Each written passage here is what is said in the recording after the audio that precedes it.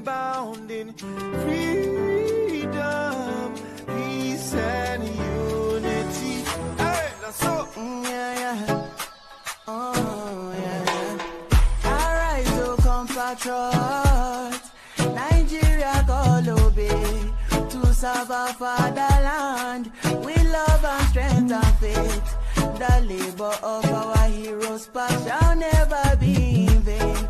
To serve with heart and might, one nation bound in freedom, in freedom.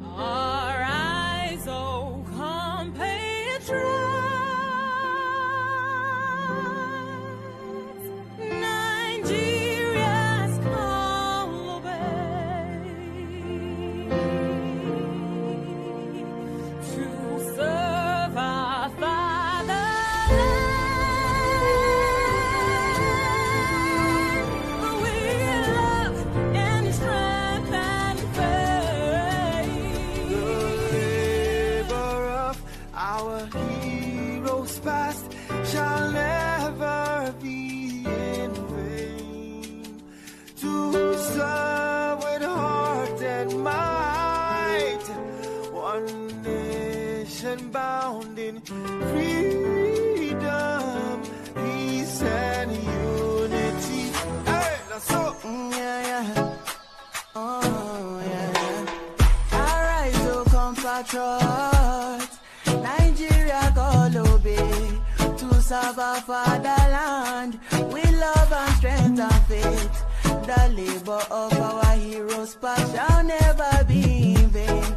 To serve with heart and might, one nation bound in freedom, in freedom, in freedom, peace and unity.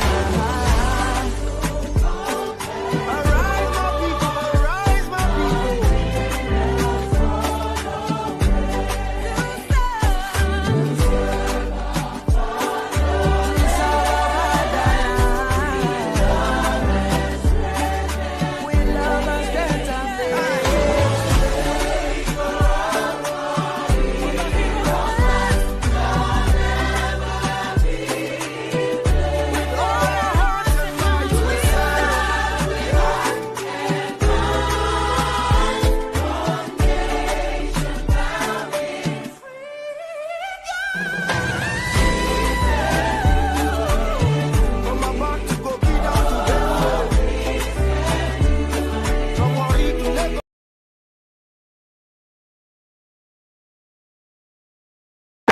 Thank you so much for watching. Thank you. Have you subscribed? Yes, you. Have you subscribed? You. Yeah, before you go, click. It's free. Click.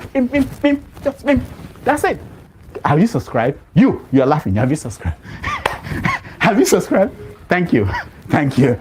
Thank you. Hey, madam. Thank you so much. I can see you. I can see you. We have to get to 100,000 subscribers. By the end of the year, how are we going to do that if you don't subscribe? Yes, you. Yes, you're about to click off. Why? Have you subscribed? It's free. If you don't, ask your son, ask your daughter how to. Just one click. Thank you. Thank you. I see you. Aha. Thank you very much. Thank you very much. I'll see you tomorrow.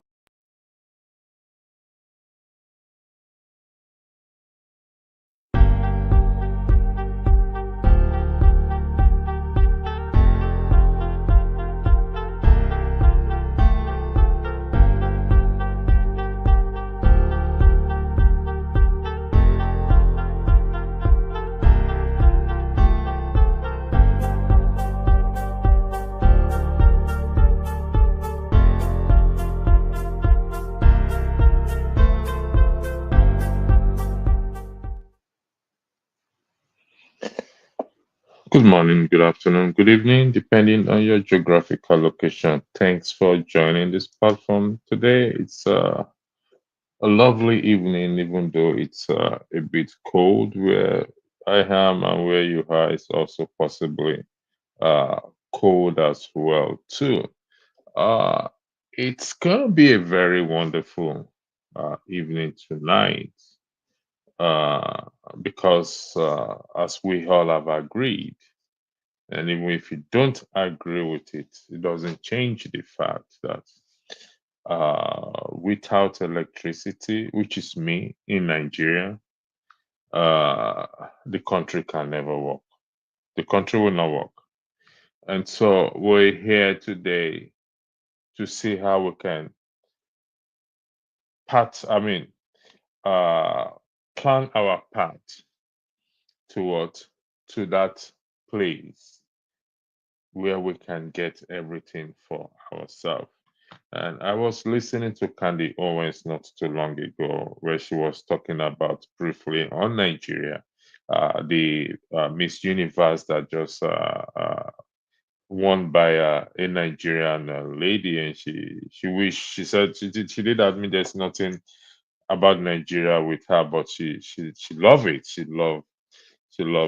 But truth be told, if Nigeria it's not working, uh, then we need to start to shape, find alternative. Love or hate him, we must applaud his courage, his tenacity, his will I use the word wisdom, and that is the person of Nnamdi Kanu. I think 7 years ago I did a broadcast. I don't like it methodology, but is as brave. We must admire and applaud his bravery above all.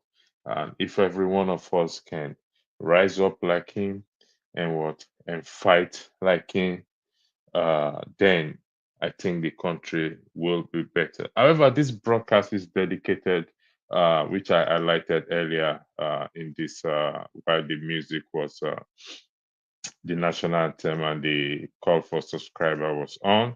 It's dedicated, specially dedicated to what? To all Biafralites, either you in person, in heart, all over the world, living what in bondage as a result of the situation back at home. So you're welcome to join the platform to hear your views and give your opinion in the matter of what of Biafra. If we have the Oduduwas or the who wants to be also coming to be part of it, everybody is welcome. Nobody is being cut off here. And I'm joined. I have a co-moderator here, as you know, Elder KJ is the elder in the house here among the moderators. So we'll be moderating together in this wonderful occasion this evening. But let me start by saying, what is the purpose of a bell if you don't ring the bell? What is the purpose of a song if you don't sing the song?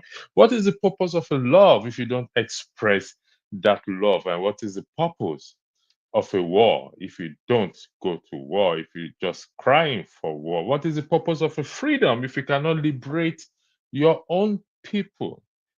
And in that regard, we must doff our hat and our cap for that man, Nnamdi Kanu. Yes, like I said, I don't appreciate his methodology that he went about it, but he has to go about it in one way, in one form or the other. And you know, Nigerians and Nigerian government as it is today, they don't listen to fair speech. They listen to poto speech. Everything has to be turned into into rough before they listen. So whether Nnamdi Kanu will be released or not, uh, I believe Biafra or the agitation for a state or for a country to be able to get to where they are, provide basic amenities, is what it is. Whether they get it, it will be fulfilled or we will realize it, we don't know. But for now, that is what we are facing right now. KJ, I'll give you the floor for your opening speech. Thank you very much. The floor is yours. Thank you so much. Sorry, before you speak, somebody is trying to enter. Iwanchi, you have to give StreamYard permission for your audio and video. So it's showing device not connected. So I'm going to kick you out and try to log in back, but you need to give StreamYard permission for your video and audio. So, but thank you for wanting to join and just try attempt again. Thank you very much. KJ, the floor is yours. Thank you. Thank you so much, Electricity, for picking this topic today. I think that the whole world, if not the whole black race, is looking at what is playing out in these 2 days concerning, the Biafra government in exile, because most people do not understand that Simon Ekpa is not right now running on the same lane with Nnamdi Kanu. So sometimes they misconstrued that Simon Ekpa is working on behalf of Nnamdi Kanu. That is not true. However, there's nothing to take away from him. We'll discuss his own issue on his merit. But talking about Nnamdi Kanu, I started following Nnamdi Kanu sometimes. I think as before he was that shootout in Umuahia. I used to really listen to Mayegun, but eventually one day I stumbled into his broadcast and I so didn't like it. Just like you, I didn't like his rhetorics. I didn't like his language. So I said, no, man, this guy is he's not going to get anybody convinced based on what he's saying. And the way he was using his language, I also felt that maybe sometimes in future, those some people that is berating right now are going to be in a position to help out, and they will not, which is where we are today.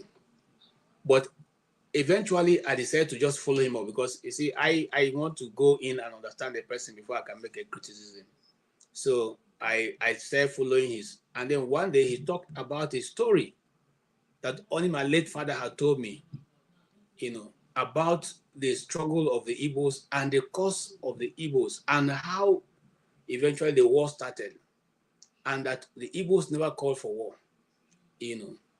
So I felt that this guy is a bit deeper than, so let us leave aside his rhetorics and now listen to him. He began to make a lot of sense. He spoke about, because having grown up in the North, there are certain stories that I know a lot of people will not know, except you are very deep, in the North. And he brought those stories to bear. I was shocked. So he started by, opening the eyes of many of us, many people who did not know those things. And of course, that whatever government don't like becomes fake news. So his rhetorics were called fake news, were called all kinds of things. But today, from hindsight, there's nothing he has spoken about that has not come to play out. I remember when he was saying to people, if you have money, go bring out your money from the bank and put it in dollars. Because I'm telling you, you use one basket to buy a loaf of bread. That is there. I had some of, after a while, I started recording some of his broadcasts. Because I felt that this guy is seeing something that I'm not seeing. Most so that sometimes when he finishes speaking this week, by the next following week or 2 weeks later, you see that those things are coming to happen. So I said, is it that this guy is a prophet of our time or something? I concluded that it's either that he has an insider or he's just somebody who is gifted with a talent, and we should pay attention to some of what he's saying. So I think what you've said is the truth. If we like to be a nation, it's only right that we discuss equity and justice, irrespective of whether they are Igbos, Yorubas, Hausas, Nupes, Angas, Jukum, Birom, whatever, Tiv, Idoma, Agatu, Igede, Akpa, no matter what the language that you speak, the Tiv people, anybody know that Tiv people have two kinds of Tiv people? That's the one they call the Hieref Tiv, and then the Tiv of the Boko people. So you see, in every little circle in Nigeria, you can get different dialects.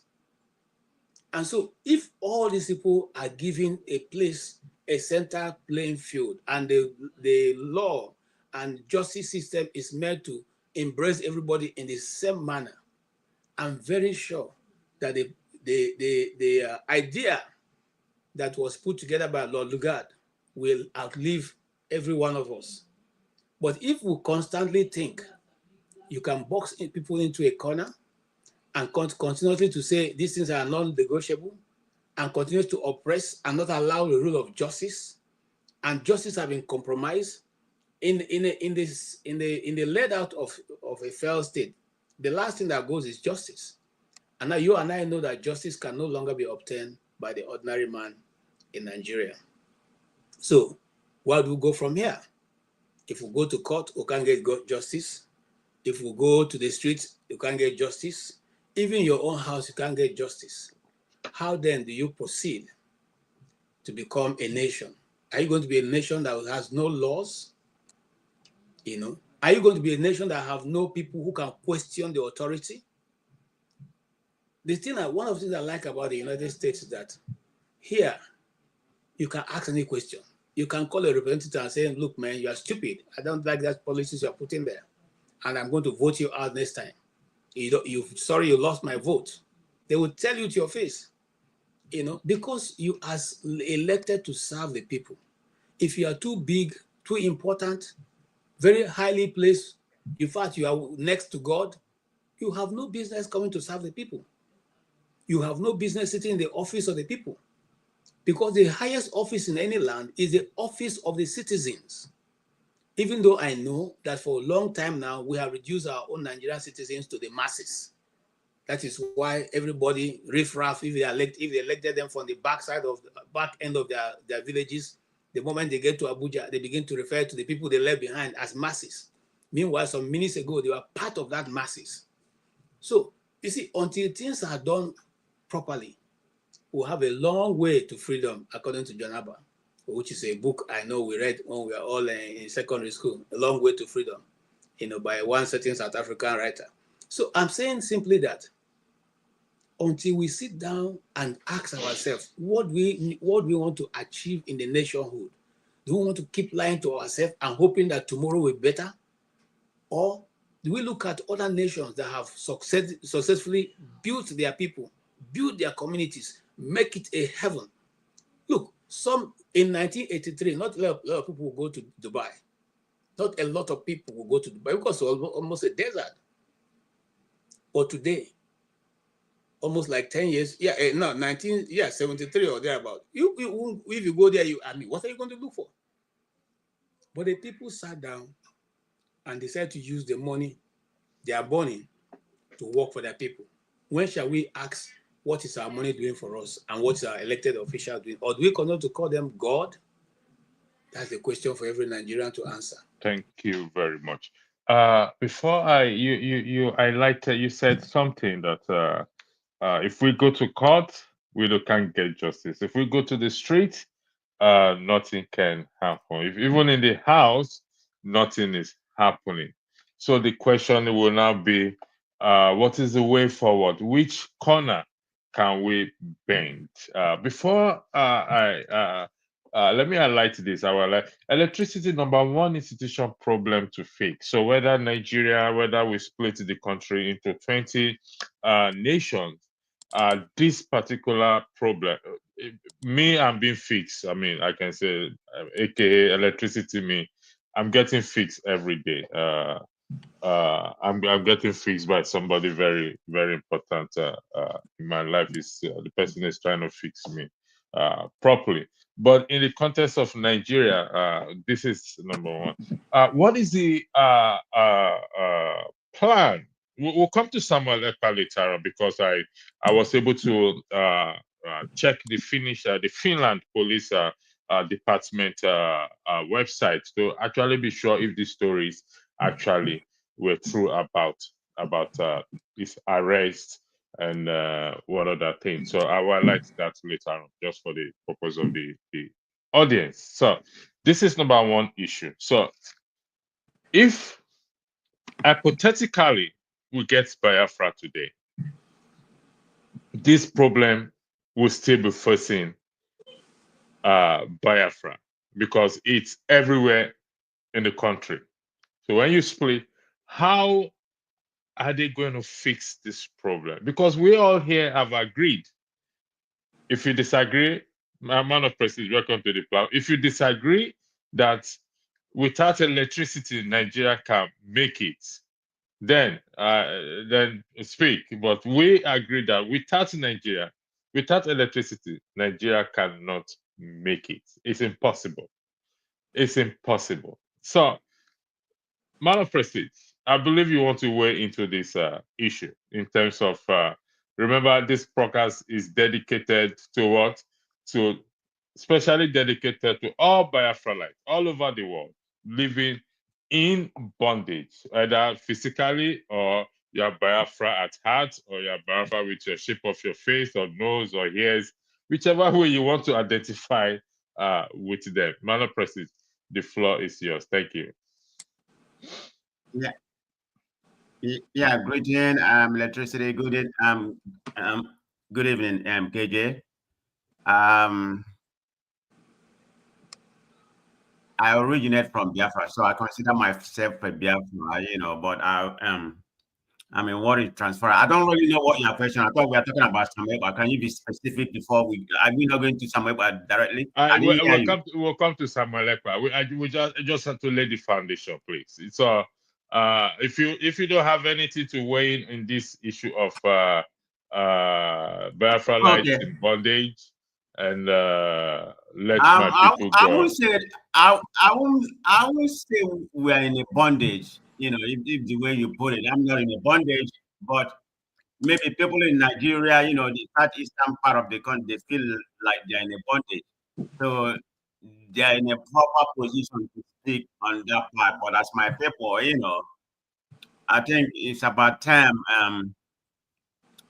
we look at it differently, start building our place. I mean, that's the way I see we need to elect the right governors, because we don't have the right leaders, they're leading us right now. So the reason why I'm saying that, if you look at what's going on in Nigeria, our leaders, the so-called governors that were, we elected and so forth, I mean, they're the worst perpetuated of the problem we have. Because if they don't like what's going on and they feel they don't have any federal president, I mean, they should form certain kind of unity and go to the federal government and agitate for that. I mean, the Northerners does it. So what precludes the 5 Southeastern governor from doing the same?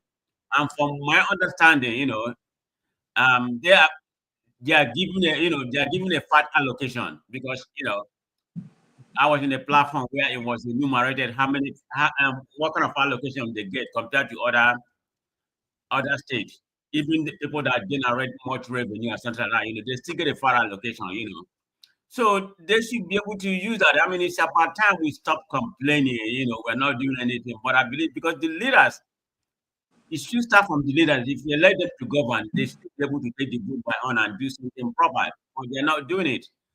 So that I pretty much put most of the blame on them. Forget about all this whatever is happening right now, the crime and everything, perpetuating whether by some and some other, hoodlum, I don't know what is behind it, but like you said, we're gonna talk about some later. But in that narrative, we're talking about the Southeast and generally. I think it's time we better take the bull by the horn and better do something for ourselves. I mean, the federal government cannot solve our problem. Even at all, there's a symptom of being marginalized. That may be the case, but we can't just dwell on that. And you feel like you have been marginalized, go to the federal government and agitate, and tell them how you feel. But it seems like we don't have governors over there in the Southeast. That's part of our problem. I don't know what they're elected for, I mean, particularly my state, my state was a very good state. I have some business until who might come in. My hospital, my hospitality business is pretty much down to more than 50%. I mean, it didn't start. It can't just be coincidence. It didn't start until I hope Uzodema ascend the throne. whatever the motive, that he was brought in, or to me, he wasn't a proper elected, governor in my state. I mean, everybody can come with different permutations, the reason why, he had claimed that kind of position. So, I mean, he pretty much key my state, and that has, sporadic to other states right now where we have in the Southeast. Nothing is happening in that part. So I blame the leaders. All right, thank you, man of prestige. Since Yeah. we want to talk about Simon Ekpa, did you see the thumbnail of this podcast? Did you see the picture of Nnamdi Kanu and Simon Ekpa? Nnamdi Kanu behind bars and Simon Ekpa with medals on his neck. Did you see the thumbnail? I take that as a no. You didn't see the thumbnail. Okay, let's talk about Simon Ekpa. So, just for the purpose of integrity of this platform, I would like to highlight where I got my information from. It's been heard all over the world, so I'm going to read it out if you are not seeing it clearly, because you can see the up there is the Police of Finland emergency number. You can change whatever language you can change. And police request remand of 5 persons on suspicious of terrorist offenses. The date there is 21/11/2024, 8:50, 8 hours 50 minutes. And the National Bureau of Investigation requests that 1 person be remanded on suspicion of public exhortation to an offense committed with a terrorist intent, and 4 persons on suspicion of financing a terrorist offense. The requests for remand are considered by the, I can't pronounce that, Pajat Ahmad District today, 21/11. The requests for remand are related to a criminal investigation in which a dual citizen of Finland and Nigeria born in the 80s is suspected of public exhortation to an offense committed with a terrorist intent. The police suspect that the man has furthered his effort from Finland in such a way that has resulted in violence against civilians and public authorities and in other crimes in Southeast Nigeria. He has carried out this activity by campaigning. For example, on his social media channel, says Head of Investigation Detective Chief Inspector Otto Hiltunen of the National Bureau of Investigation. The other 4 persons are suspected of financing said activity. All the 5 suspects have been apprehended early this week. The police have carried out international cooperation during the investigation. Now, that is what I came across. So names were not mentioned, but from the description, we all can conclude that the person they are mentioning is what? Is Simon Ekpa. Until such time that is debunked, that is where we are today. The other news which have not been verified allegedly is that he has denied being what the IPOB leader of the IPOB. We can't independently verify that. There is no video, no statement from him, no court transcript also from him, even though it was heard on Arise News. Because it has not been confirmed, independently confirmed, I can't play it, because by playing it, I'm joining into something allegedly he claimed is not the IPOB leader. In a matter of fraudulent activities, when he was here, Chile accused him of duping people. Now, remember, what's his name? Nnamdi Kanu is described as the Moses of Biafralites. We may not appreciate, or I don't applaud his method, but love or hate him, he's done what I personally cannot do. And I don't think any one of us will be able to do it or can do it. No, don't let me say we'll be able to do it, has done it up to today. So the floor is now open for each and every one of us. Since we want to talk about Simon Ekpa, Nigerians from Nigeria, when he was here, donated naira, 400 naira, 1,000 naira, I think 2 or 3 Nigerians. YouTube is going to collect 30% of that money from this channel. So, gentlemen, who exactly is the IPOB leader? Is Simon Ekpa faking? Is self-acclaimed prime minister? Is that people voted for him prime minister? The floor is open. I'll start with Madam Luke, being the older lady here. You've got 5 minutes to make your argument, please. Madam Thank you very much. Luke. Madam Hey, Luke. thank you. Hello, my wonderful panelists and my wonderful Dr. Damage's family.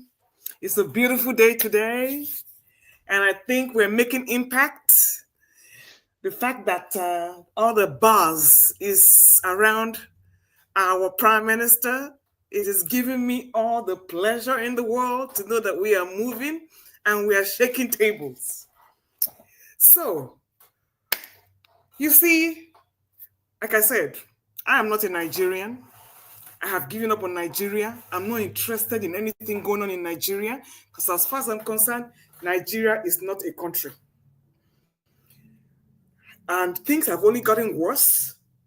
Like you said, you can't get justice on the street. You can't justice if you sit at home. You can't get justice in the courts. So what kind of country do you have? What kind of country do you have that you feel that everybody that speaks against you is a terrorist? Meanwhile, the real terrorists in Nigeria, Shetima and Co., they are roaming free. Now, when it comes to this Biafra matter, wherever Ojukwu stopped, Nnamdi Kanu came on. Wherever Nnamdi Kanu came on, IPOB was somewhere there. Wherever IPOB went, Simon Ekpa came from there. So this struggle will always continue. I don't care how many people you jail. I don't care how many people you kill. As far as you do not want a Nigeria, you are a Biafran. The only thing you can go is for the Oduduwa or Arewa. You are free to pick wherever you want to pitch your tent. I, beating my chest as an Edo lady, I'm heading to Biafra. And I will be one of those that will vote from that 50 million people because it's the next best thing that can be a country. Yeah, look at here. It's the next best thing that can be a country. Why are they jittery? Sorry, Madam, look, I had to pause. I paused your time. The floor is still yours. Okay, Yes. I paused your time. You still Yes. have 3 minutes and 12 seconds. You said it's the next thing that the best to a country. Do you mind, please, kindly expatiate what you actually meant by that, please? Thank Yes. you. Before it's back to you. Look at the stages they've gone to. They are going through all the legal processes, the referendum. They are going through the Western channels. They are going through, I mean, you can tell that this is backed up by educated people who know how to, put their cases across, to get international support, to prove that Nigeria is not working. They have a referendum. They have bodies. And Mr. Simon Ekpa came here and told us that he did not make himself prime minister. He did not. The people there made him prime minister because he was more vocal and he was the one championing the cause. They have a body.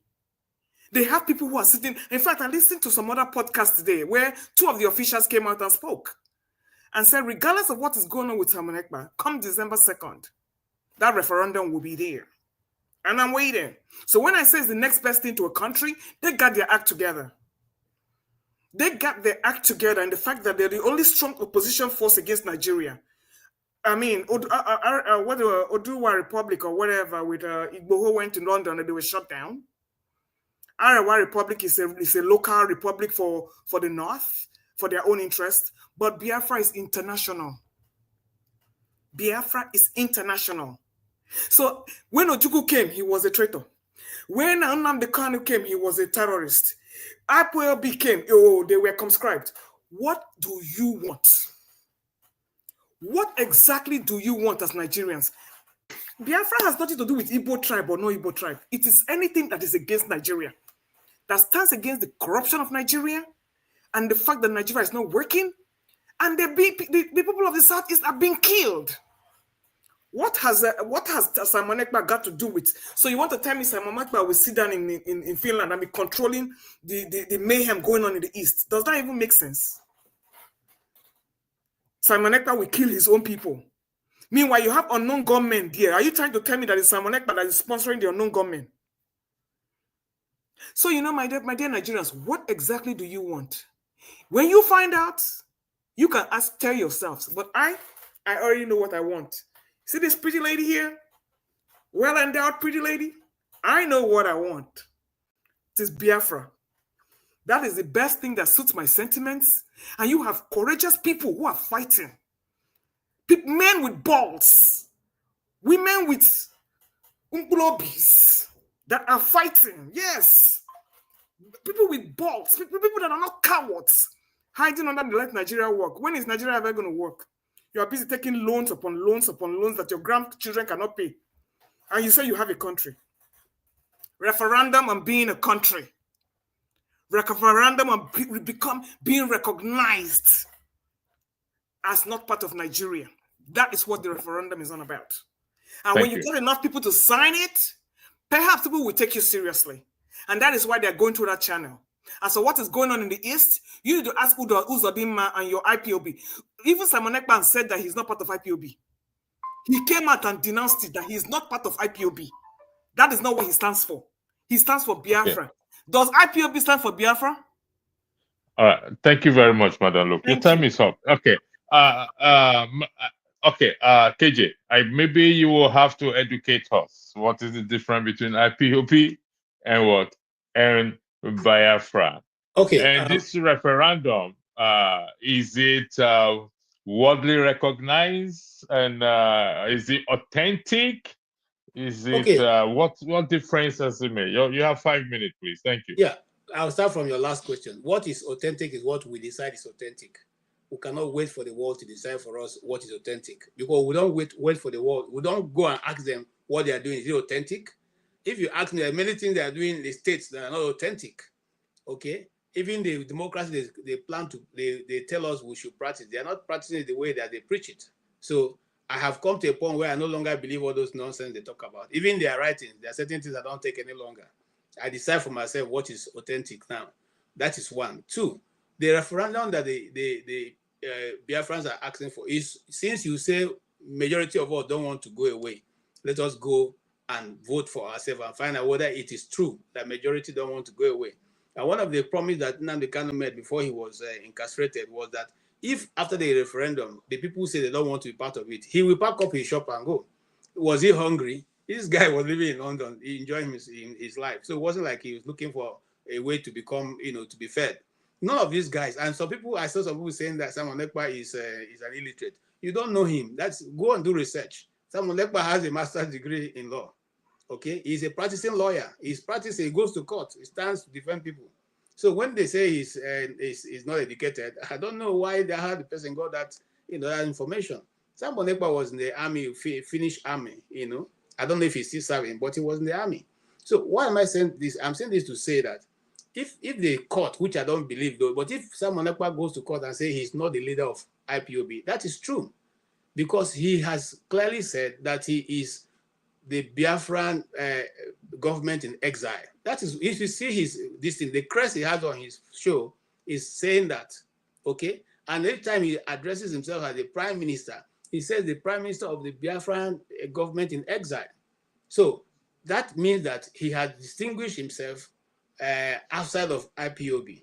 Okay, KJ, sorry for interjecting. What is the full meaning of IPOB, please? Indigenous people of Biafra. So, indigenous people of Biafra. Yes, and it's claiming it's not their leader, but he is a Biafran. So what is the difference? Well, please, I want to be educated. Okay. What's the difference between a Biafra and indigenous people of Biafra? I will tell you. See, all right, thank you, sir. I continue your time now. Some people come and meet me, say, hey, I know you're not part of Biafra. I say, no, I am Igbo. I'm indigenous. Okay? So once I am indigenous, that means that first of all, the I is already, I'm a person of Biafra. That means that the whole is complete. So you cannot tell me that I'm not a Biafran and I'm not IPOB. But, however, am I a card carrying? Am I attending the meetings? That's a different thing altogether. So in this instance now, any Igbo man can say, I'm not part of that movement. It's not a must that everybody is not. When South Africa was fighting for apartheid to end, it wasn't every black South African that was in the movement.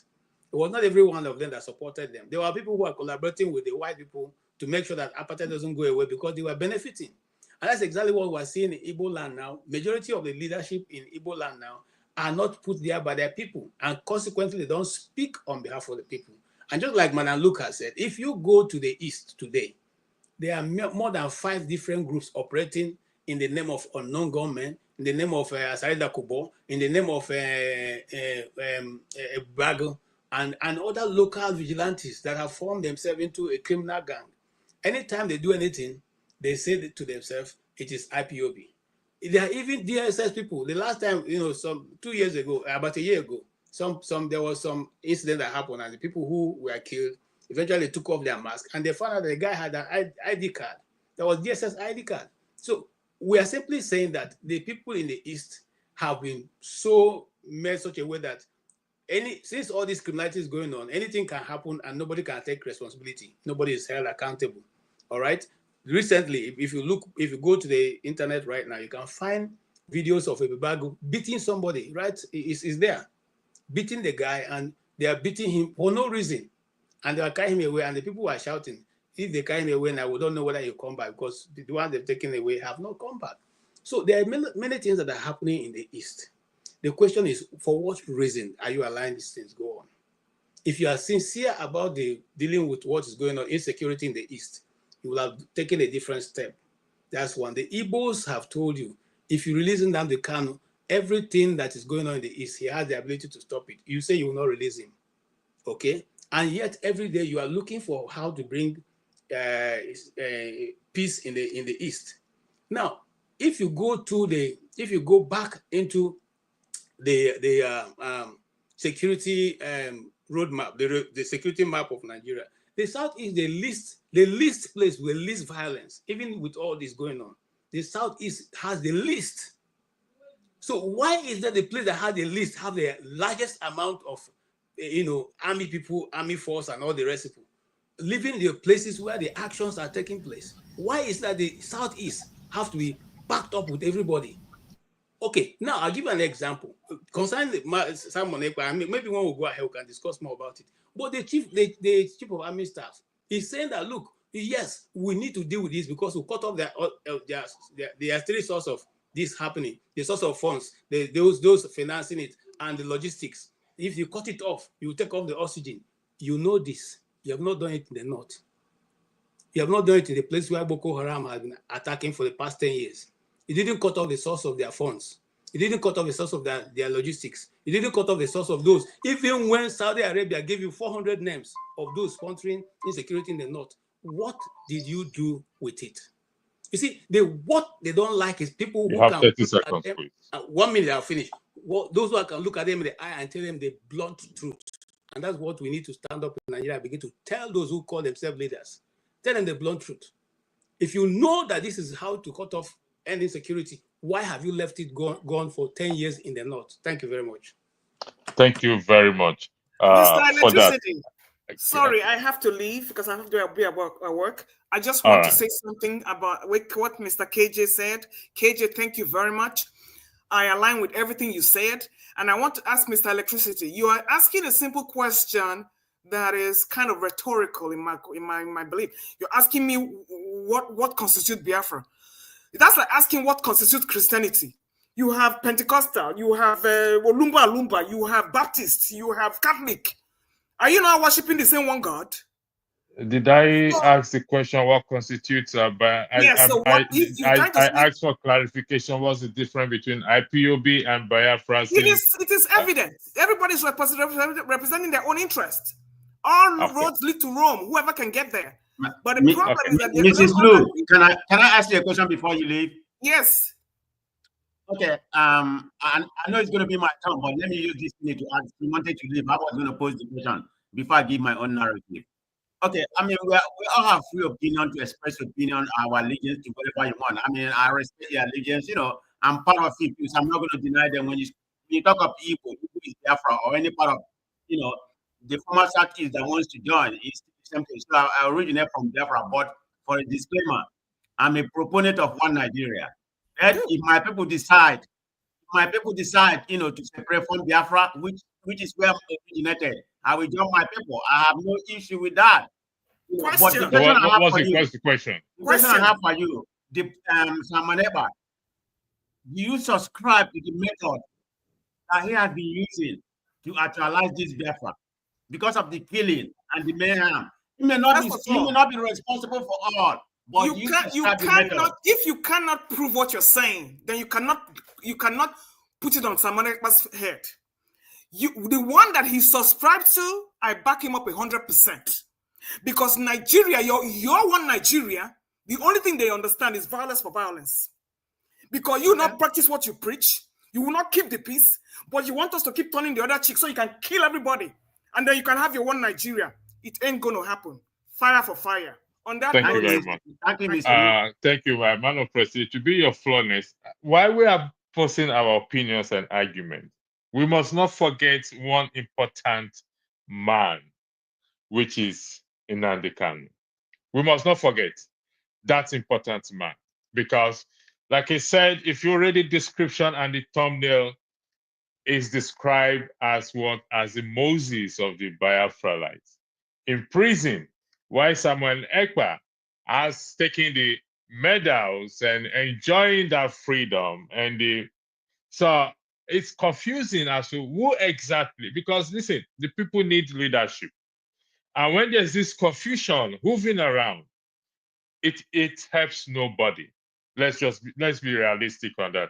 Man of President, the floor is yours. You've got 5 minutes. I want to thank the good Thank you very and much. Biafran voice So and righteous I've man. stated in my opening ceremony that that I'm an Igbo man and a Biafra man. Because when you talk about Igbo, we talk about Biafra. Just like when you talk about we talk about the Yoruba. So there's nothing wrong with it. Like I said, I'm a proponent of one Nigeria.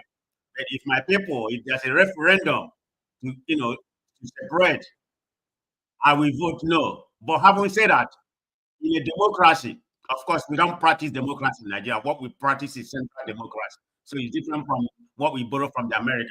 So everything centralized, in the presidency or asteroid. So that's a story for another day. So having said that, if my people decide to separate, I will joyfully 100% follow my people, because I'm an Igbo man before a Nigerian, which Biafra is associated with. So I have no problem calling myself a Biafra, but I don't want the separation. So having said that, this Simon Ekpa conundrum is not because of what he's saying or what he wants. He agitating for Biafra. I have no issue with that. Nnamdi Kanu did the same thing. Actually actualize it, but it's the methodology is my issue, because nobody can come here and tell me that whatever he's perpetuating in that part of southeastern part of the country has deprived my people living condition, killing, occupying people every day with the seat at home, which I have not witnessed it, but I have people in the village. I don't live, my parents don't live in the village, but I have people in the village that have succeeded to this atrocity, because they close the market. If they don't want to go, if they see them go to the market, they will beat them up or kill them. So nobody can come here and tell me that he's not perpetuating this. I'm not going to say he's doing everything. Of course, some people are taking advantage of it. I mean, there could be some sabotaging with the government, political motive, and other kind of thing going on.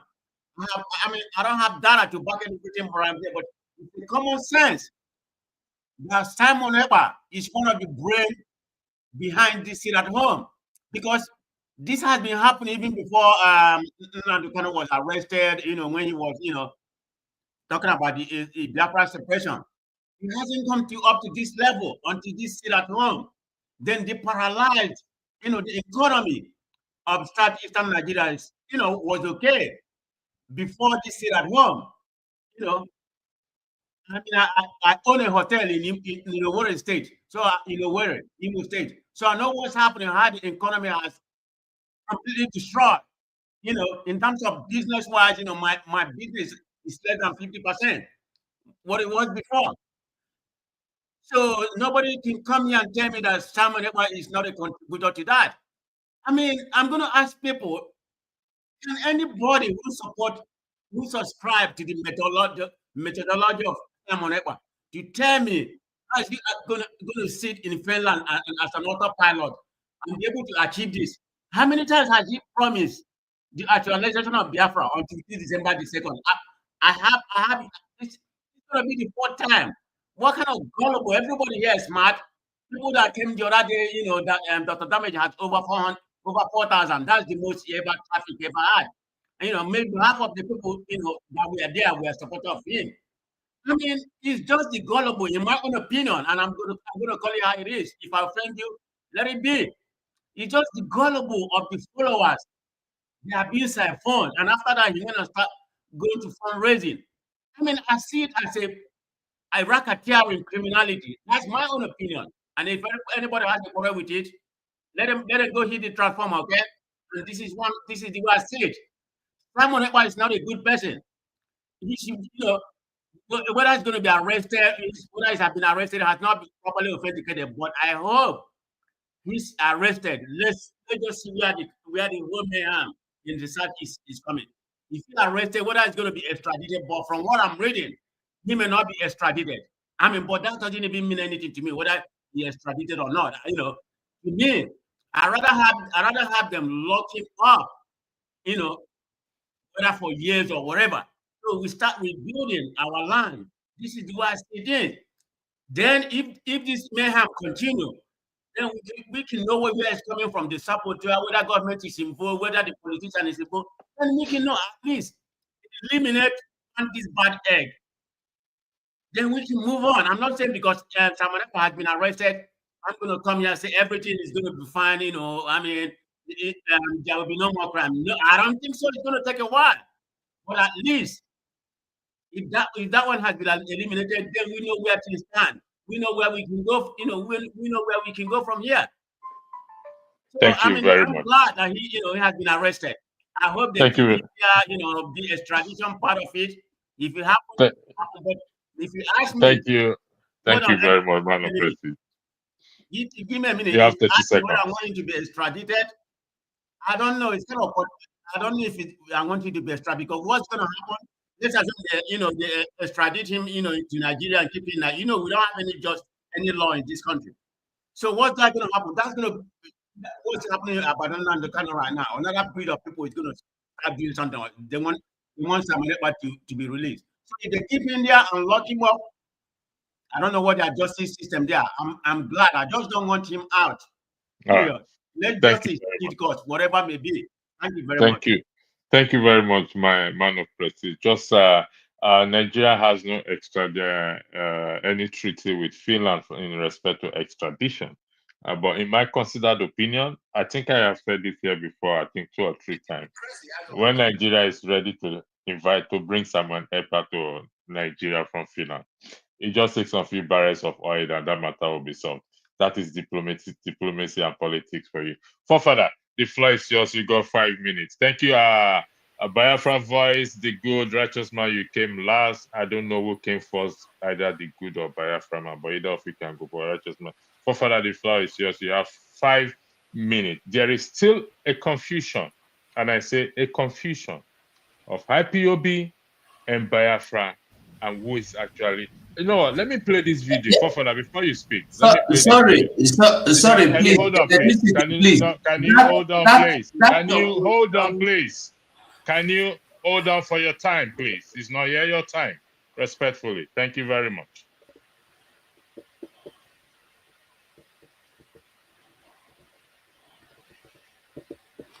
Nothing is playing. Yeah, I'm coming. It's gonna play.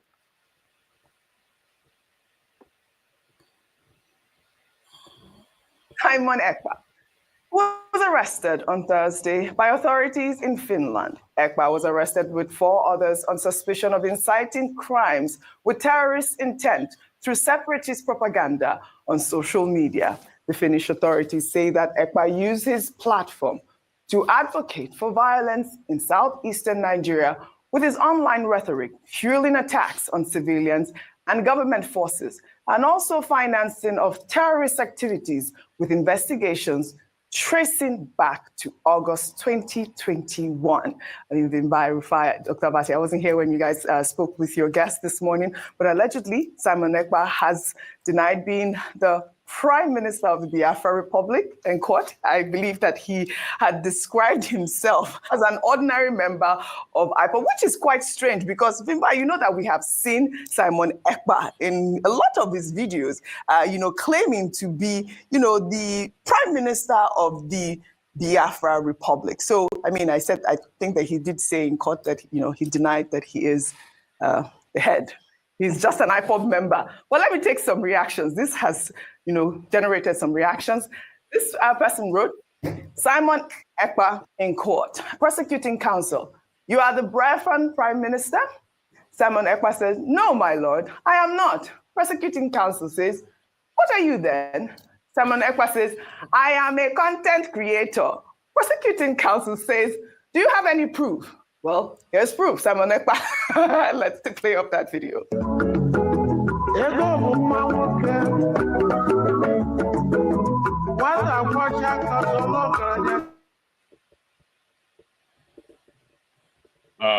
We're back. Father, the floor is now yours. Thank you very much. Thank you for having me, and greetings to everyone on the panel, the chat, and to the viewers. Yeah, I think for one, it's a good thing that he has been arrested. I don't know how he has been allowed to carry on doing what he's been doing for a long time. And for me, the Nigerian government and these actors, they are just as bad as each other. They sit there causing chaos for our people. I don't know how people cannot see this. This is why we are so easy to con in this country. Any con man will con Nigerians. We like to pretend as if we are smart, but we are not. If we are so smart, how do we not know that we had our own nations before we were colonized? How do we not know that if you look around you, Cameroon, Benin Republic, Niger, they are all just poor. If you get Biafra, you're still going to be poor. You're just moving the problem around and becoming even more vulnerable to the world. The whole world, they are there using nuclear weapons, and I think Russia just tested an experimental missile that can deploy multiple warheads just yesterday. And we are here just for land that you don't control. Sometimes when I see people, the way some people talk here, I just wish people would just put us out of our misery because of the way people behave. I don't understand. You are asking for your extinction. Most of these people are asking for their extinction. They sit here, act as if they are fighting for a nation. The nation you are fighting for, do you control it? You don't control it. Oyibo man will come here, wipe all of you out overnight. You can't stand. And that one is in a Oyibo man country. Do you know how disgraceful that is?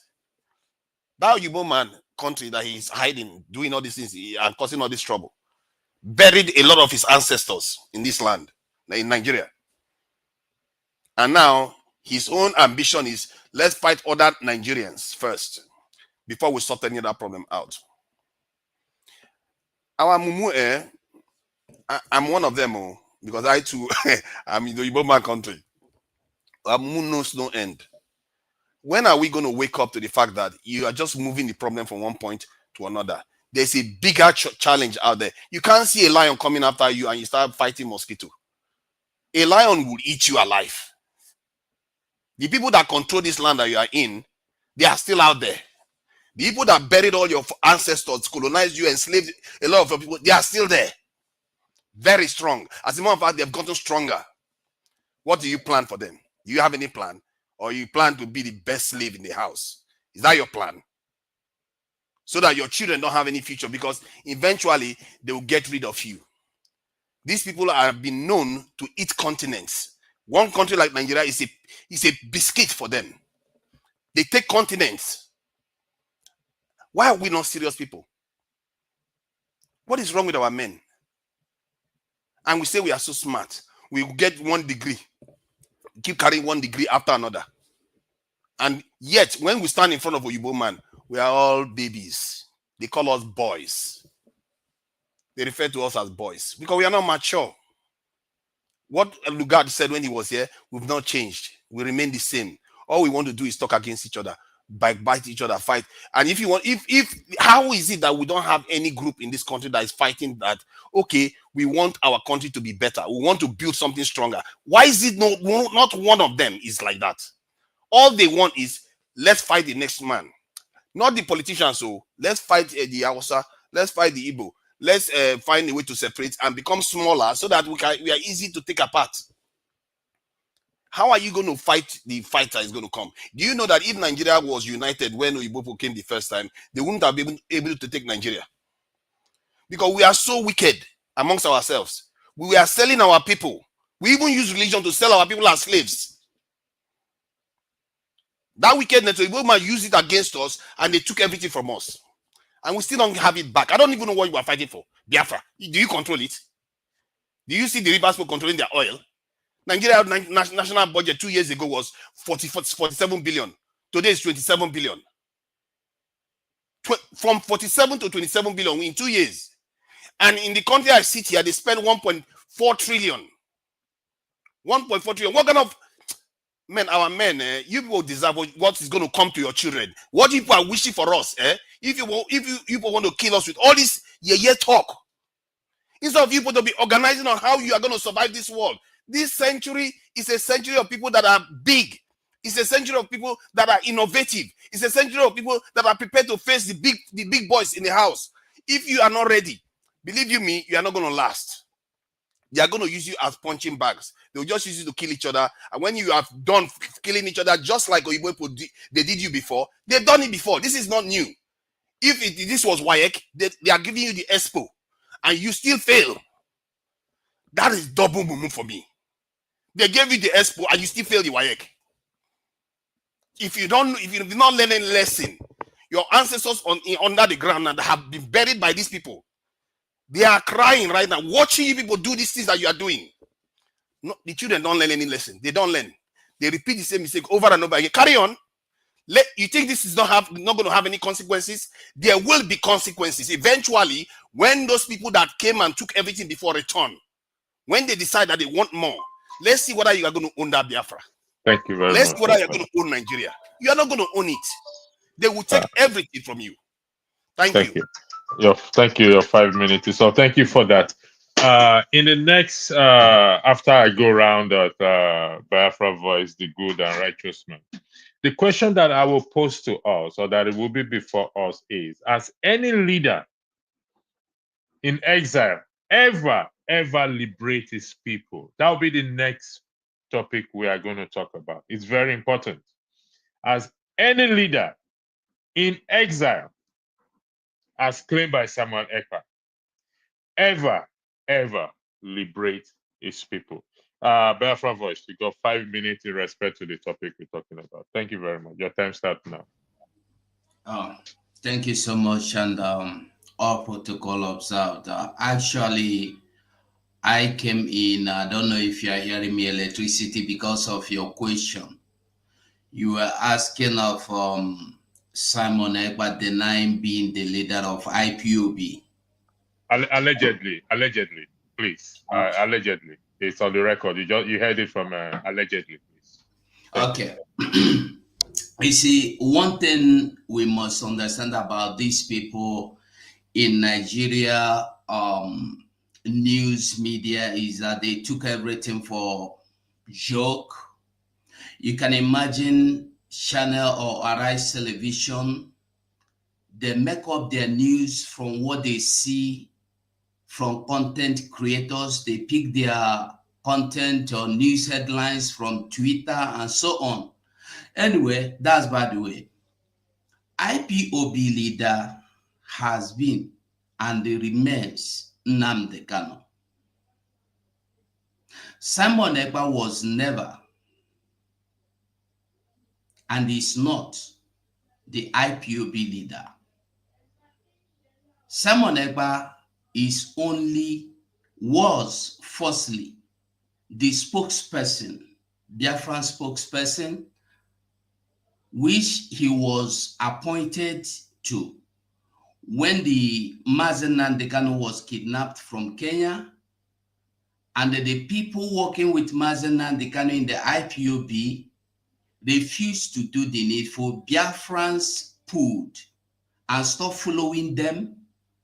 And then when the Biafran people, found Simon Ekpa as being able to speak, we followed him.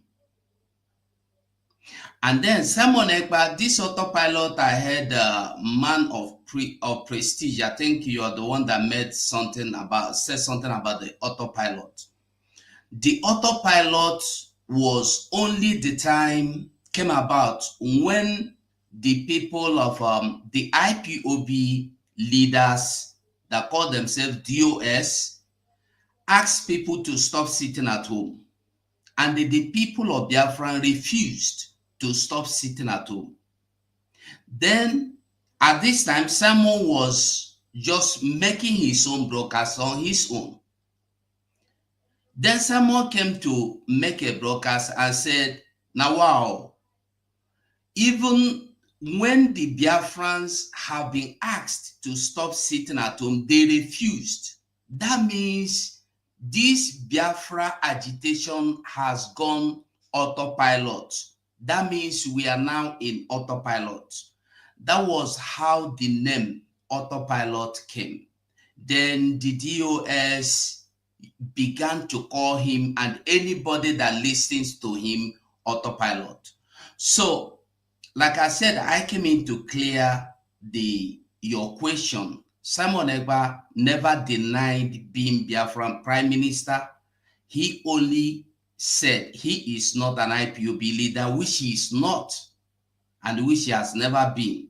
So it is it's sad that when you see people that come to broadcast to the world, you see them making fun of everything they do. And as for my brother, forefathers, you are here blaming everybody, and you have left Nigeria and ran away to a far country. I don't know where you are. You blame the Nigerians, you blame the people asking for freedom, the Biafrans. What is your solution? Nothing. And you, man of prestige, you don't like Simon Ekpa, yet you don't like Nigeria. What is your solution? Nothing. Are we going to, because we don't have any we cannot fight Nigeria? Nigeria is bigger than what we have. They have bigger things. They have bigger. We can't fight them. They are bigger than us. Then we sit down and watch them finish all of us. Today, bigger than what we have. They have bigger things. When we come here, we pretend as if nothing is happening. Today, I saw in the news, Enugu State, Pitamba, rejoicing and celebrating that Simon Ekpa was arrested. And he is not telling us anything about the Fulani headers, killing people, sacking You have people, 30 taking over seconds. their communities in Enugu. Is my time up? Yeah, you have 30 seconds, please. Okay. He is not saying anything about the people, the indigenous people that has been attacked, their villages, their communities taken over by Funanis in Enugu. Series of attack. It's not hidden. It's there in the news. Nobody discusses all this. And when we come out here, we pretend Simon Ekpa is our problem. Thank you. Your time is up. Thank you. Do good. Let me address Biafra voice first. You listened to that video. Allegedly, it was stated there. So they weren't confirming, they weren't saying authoritatively that he claims that other one you saw was more or less a cartoon on X. The court transcript, there is no evidence of that. However, we must not overlook the fact that I don't know if you were here when I read the statement on the Finland police website. I don't know if you heard me reading it. I can read it for you again. I was here. And so, nobody is denying the fact that all right. He has some questions to answer. All right. Thank you very much for that. I appreciate that. Do good. The floor is yours. I want to thank Ezio Shomoko for coming. Although Mokak, I'm not getting you. We have Dr. Agi here. She has left. I expected she was going to come in. Hopefully, she will come back. She has a lot of questions to answer. Do good. The floor is yours. You have 5 minutes. Thank you. Yeah. Good evening, everyone. I've listened to a lot of, let me start like this. I always like to say who I am. I'm not ashamed of who I am or where I'm from. I'm an Igbo man. My name, so I'm from Anambra State. I'm not ashamed of it. And let me just tell you a little bit of my background. I was born right in the middle of the war, the Civil War. I was one of those children, those Pachoko kids that survived. So, and my parents were living in Lagos before the war. And they went back to the east, and I was born, and I was brought back to Lagos in 4th of January 1971. So I've seen it all. And like I used to tell you, electricity, since 2011, because I saw the need for us to bring our people out of all this. You have to get them engaged, get them busy, get them working. 2011, I've been visiting. I set up something in that country, and I've been spending 3 months at least every year. This year, I've spent 4 months trying to see if these things will work. Yes. Now, coming back just a little bit, just coming back to what we were saying. Man of Prestige, I really commend the way you paraphrase it. The methodology the guy is using is wrong. Electricity, you're a Yoruba man, and I want you to listen to me. My father told us how they were able to navigate. Imagine people who lost war. How they were able to navigate themselves into prosperity. They lost everything after the war. Some of them were given 20 pounds. The only gift God bestowed on an Igbo man is that entrepreneurship skill, buying and selling. You often hear people say, "I'm a trader." Some people will laugh as if, and now somebody will come and tell you to sit at home. That means you are killing yourself. Sometimes this guy will come, and say everybody sit at home for 1 week. For what? For what reason? What are you trying to achieve with it? Like I said, the greatest gift God gave an Igbo man is that entrepreneurship skill. That gift.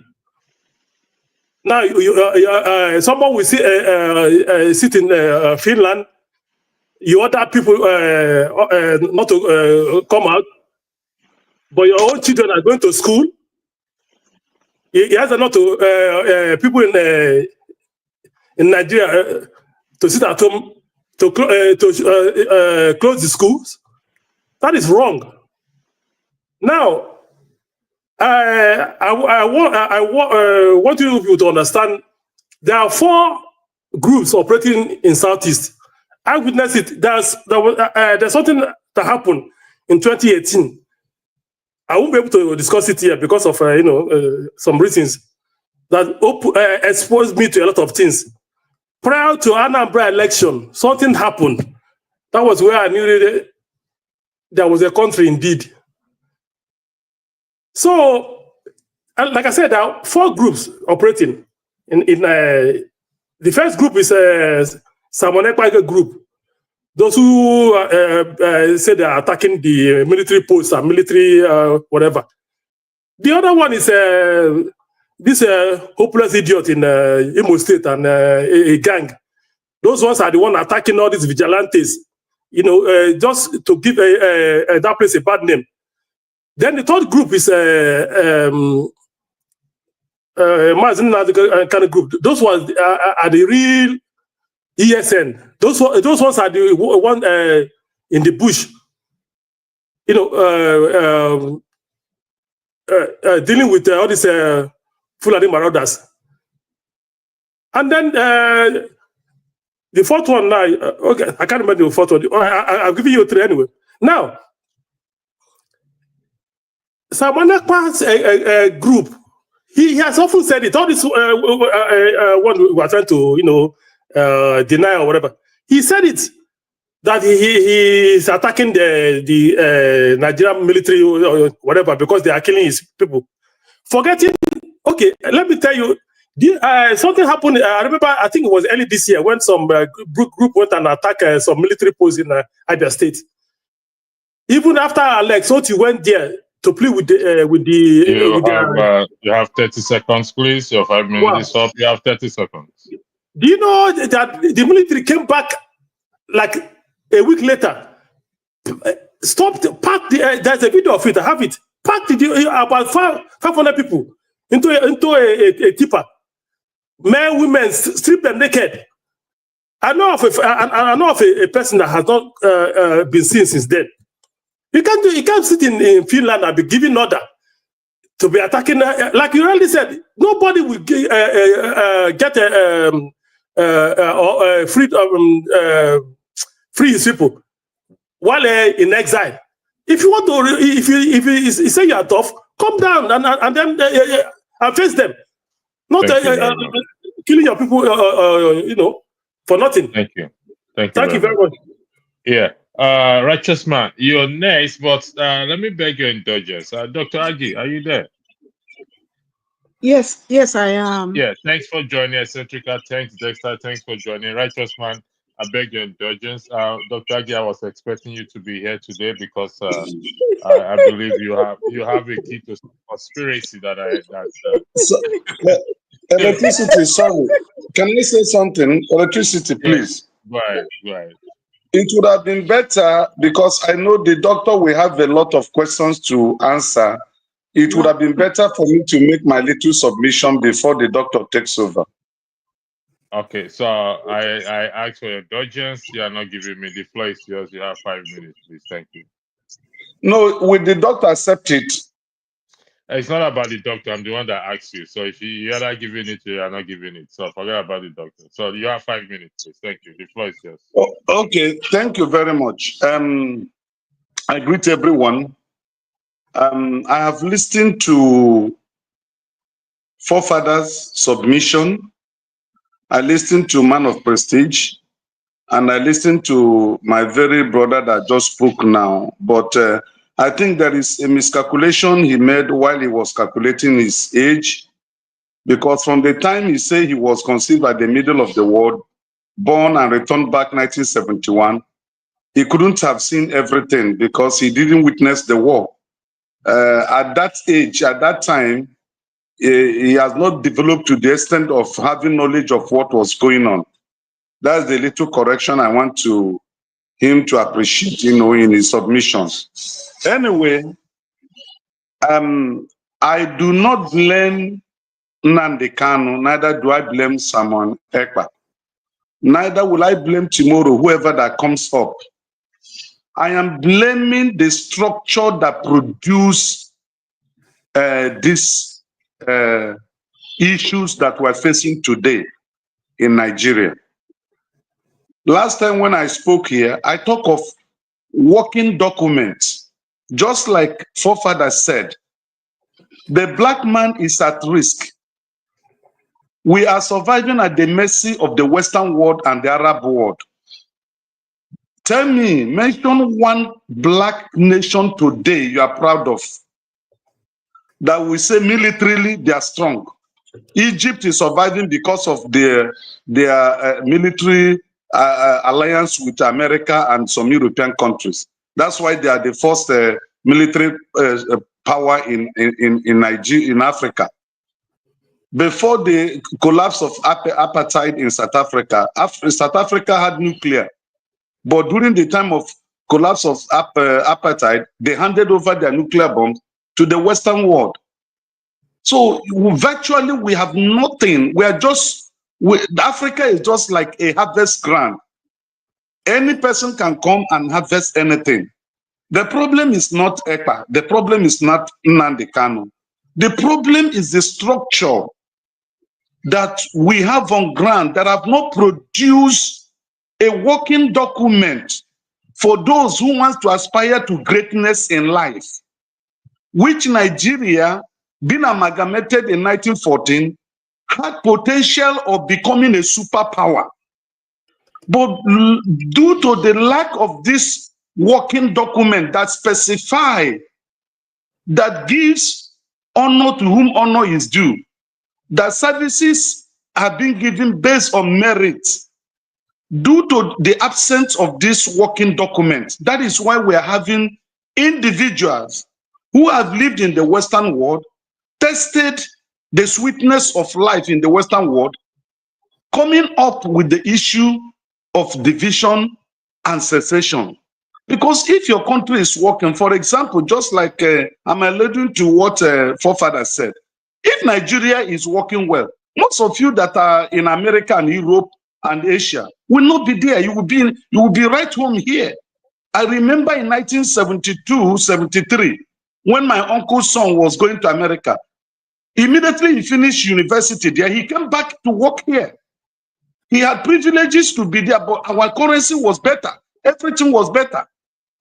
But Nigerians, best brain in Nigeria today are running away. And when they run away, they don't want to come back because they feel that this place is not a good place to live.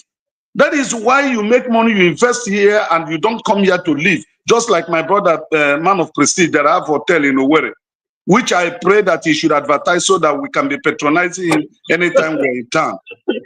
You know? So the problem is not these individuals. Look at Ekpa was not born during the war. He was born after the war. After many years, why will somebody of that nature come up again with separation? Because the country has no working document that guarantee your citizenship, your right of survival, your right of aspiration. That is, look at what happened in Taraba today. How they had us killed farmers, and tomorrow we are talking of lack of food here. Is anybody doing anything about it? Nothing. The insecurity is increasing on daily basis. So the problem is not these individuals. We have to sit on the right round table. I am a proponent of this constitutional conference to restructure Nigeria, to make it a living place for all, a workable place for all, where things are done based on merriment, that you are qualified for it, not based on tribe and religion. As long as Nigeria is not, as long as people do not find hope in Nigeria, aspiration for separation will continue. That's where I submit. Thank you very much. Dr. Ogi, before I go to you, Ezowa, where are you joining from, please, if you don't mind?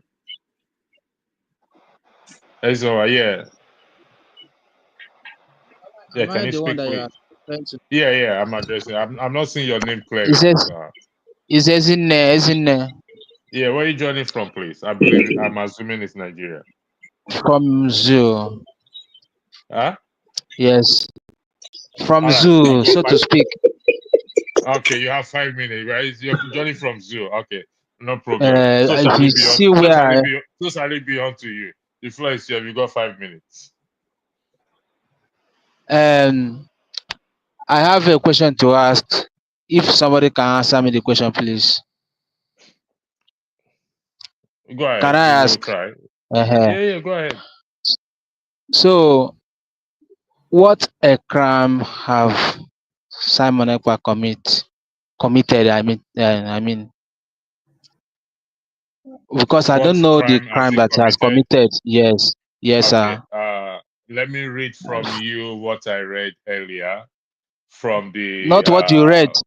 No, sir. Sorry, sir. I didn't want what they wrote because they wrote it with the little experience that they had. Can you help me? Yeah, I can hear you. You asked a question, and I'm reading out. If you don't want me to read it out to you, maybe somebody else have an answer for No. you. So you're not getting what I want to say. What I need, because I don't need what they wrote on the book or what they wrote on any platform. I need something that he has done to any one of us around this table. Oh, okay. Does anyone is related to him or personally know him and he's done anything to you guys? Can you people speak or forever hold your peace? So I take it that nobody is answering. So he hasn't done anything to anyone directly, but indirectly, I don't know. So your point is, please. Okay, what of the indirectly, please? Can I answer that from Yeah, go somebody ahead, from the man of prestige. southeast? Go ahead. Go ahead. I'll pause this time. Go ahead, man of prestige. Can I answer it? Man of Yes, prestige, sir. You can answer. go Go on, sir. ahead. Okay, thank you very much. I'm ready to In my own to hear opinion, you he out. has committed a lot of atrocity to my people, because the seat at home, it may not be all crime in the whole southeast that is killing my people or killing my people, but Simon Ekpa is a big contributor to it. The seat at home, has contributed to the death of my people. So that's a crime for humanity. Okay. Thank you, sir, for answering the question. For that sit at home, sir, I think, if I may say, Sorry, since can I since answer 20, you? can you hear me out? Hold on. Can I add KJ, let him finish. KJ, let him No, finish. I want to Let- add to what Man of Precision have said. Sir, with due respect to you, if you come here and begin to ask that question, you seem to be making all of us look stupid. Now, the people who charge him to court are not Nigerians. So the issue of trying to play it down or make it look as if it is one-sided is not, it's not appreciated. Why do I say that? We all, and I've said on this channel, I don't like his method, but I cannot blame him because I can't do what he's doing. Now, put that aside. The place where he has been charged to is a place where we know he can get justice. There's not going to be any hanky-panky. If he puts his case through, he will. If he's true with what he's saying, in alignment with the constitution of the country, he will be set free. So let's not, doing that will not help us. If you have a point, put it forward. But they have charged him, and it's not based on tribe. They're not saying because it's Igbo, they're charging him now, or he's from the southeast. That is the country prosecuting officer felt that he has gone against their own constitution. Simple. If he is free, or if he's not guilty, they will, with due respect, release him. Let's not go that direction. Just do what you want to say. Thank you. So another one, please, for the answer to my big brother. You said you have caused because of the sit at home, you have savaged many people. You have make hunger to destroy many people. I think that's what you mean. Can you hear me, out, sir? Am I coming out, please? Yeah, Yeah, we we can can hear hear you. you. Go ahead. That's Your what I time mean. is running. We can hear you. So, but if I may say, as I'm here in the zoo, I've never seen somebody since that 2021 till date that somebody died because of hunger, because of the sit at home. I didn't see food to chop. That is the answer to what you said. To show you that it's not the sit at home is not affecting anybody, because it is only affecting the government itself. And another thing, and my question, and my next question is this: since that 2021 till date, how many IDP camp did we have in Nigeria, and how many do we have, especially in Biafra land, please? If somebody can answer me, please. Does anybody have an answer to his question, please? I don't know. Have an answer. I have an answer. Go ahead. In the southeast, they were to build an IDP camp in Owerri, which have been destroyed. That is the only one I know. Okay, among all the 36 states in Nigeria. So, sorry, sir. Because why I'm asking this, because the way that we all addressing Mr. Simon is like he have done what somebody have never done in this life, of which he is fighting for both me and you, even if you like it or not. Even though, let's assume And let me say, by the grace of God, if possible that it later come out of his hand, will you celebrate the freedom or you'll be against the freedom? As we still are against him today, the point of death like this. Are we going to celebrate with him or celebrate the freedom? If possible, they give it to us through him. I don't know if Thank someone you can very say much. something. Your time, 5 minutes is up. You have 30 seconds, please. Yes, sir. If somebody can answer the question, please. Let me answer that last question if you don't mind. Yes, sir. Yeah, go ahead. His time is up. So So I don't believe he's a capable leader. For one, he's So, very obnoxious and very stubborn, arrogant. I mean, with that kind of mentality, he can lead you. He can be a good leader because all he's after is for his own benefit. He's defrauding you gullible people. I don't need to include it. But all the one people supporting him in that narrative of what he's doing, thinking that's going to be actualization of Biafra for about the fourth time and nothing has happened. That's the gullible at the highest level. So he doesn't have the merit to be a leader. thank you very much. okay, sir. Which Thank means you. that we should Your time ban. is up, Ezra. Your Let me. time is up, please. Thank you. Sorry, Please, sir. your Let me. time is up. Thank you very much. Thank you. Dr. Agi, we're going to the next topic right now. And this is very serious because we're not here playing. This is a serious issue. You'll be next. Then there are questions I'll pose to you. And please, I'm going to make this announcement. There are people who come on a backstage and sit down and occupy space. I've kicked them out several times. I am going to make this announcement. If you do not desist from that, I will ban you for this broadcast and I will unban you later because you don't want to desist from being in the backstage and your camera off. If you want to come on the platform, then I will bring you in. But if you stay there and I keep kicking you out and you keep coming in, you are disturbing people that wants to come. I am saying this, you will be banned and be unbanned later, just for the purpose of this podcast. So I'm not going to repeat myself again. Thank you. Dr. Agi, as any leader been in exile, I'm reading from the internet, so it's quote and unquote. Since 1990, I'm reading the wrong word. Sorry about that. I'll go up there.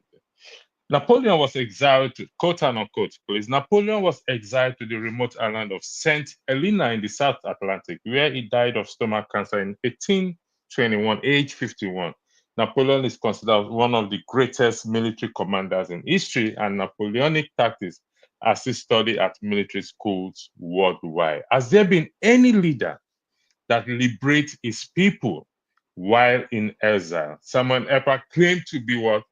To be a government in exile, which is in history. We have it in history. There are people in exile, advocacy in exile. But have they liberated their people from this bondage, according to the topic here? Bondage. Let my people go. And we will not deal with the next topic will be the 10 plagues on Nigeria with the hope that the Nigerian government will let the people go. Dr. Agi, the floor is yours, please. Thank you. Okay, thank you so much, and good evening to everyone on the platform. And I'm going to refer to what you said earlier that you were expecting me. Actually, I wasn't going to be because I saw the title has something to do with Nigeria, and I'm allergic to anything Nigeria. So I only came in when I saw that the topic is about His Excellency Mazi Simon Ekpa. Again, I'm using this opportunity today to still reiterate that I'm not a spokesman for Mazi Simon Ekpa, neither am I representing Bridgie as a whole. Having said that, you threw a question to me. I'm not here as a historian. I would like to clear some things up. And the things I want to say is about the current situation and things I've heard about the jubilation, about Mazi Simon, Man of prestige, first of all, you claim that they are killing your people, and I know you are not an Igbo man. So your presentation is faulty. Are you an Igbo man? Are you a Biafran? I'm asking, sir, are you a Biafran? Can you explain? So if you are not a Biafran, which I know you are not, you making that statement is false. I'm an You Igbo are man. kind of Hold on. Let me answer your question. I'm a, Biafran, which I know you can I answer your question? Hold on. Go ahead. Okay, you want Can I him answer to your answer the question? question? Go ahead. Okay, go ahead. Go ahead, man of prestige. Okay. Yeah, I'm an Igbo man. As an Igbo man, every Igbo man is a Biafra. So that makes me an Igbo man.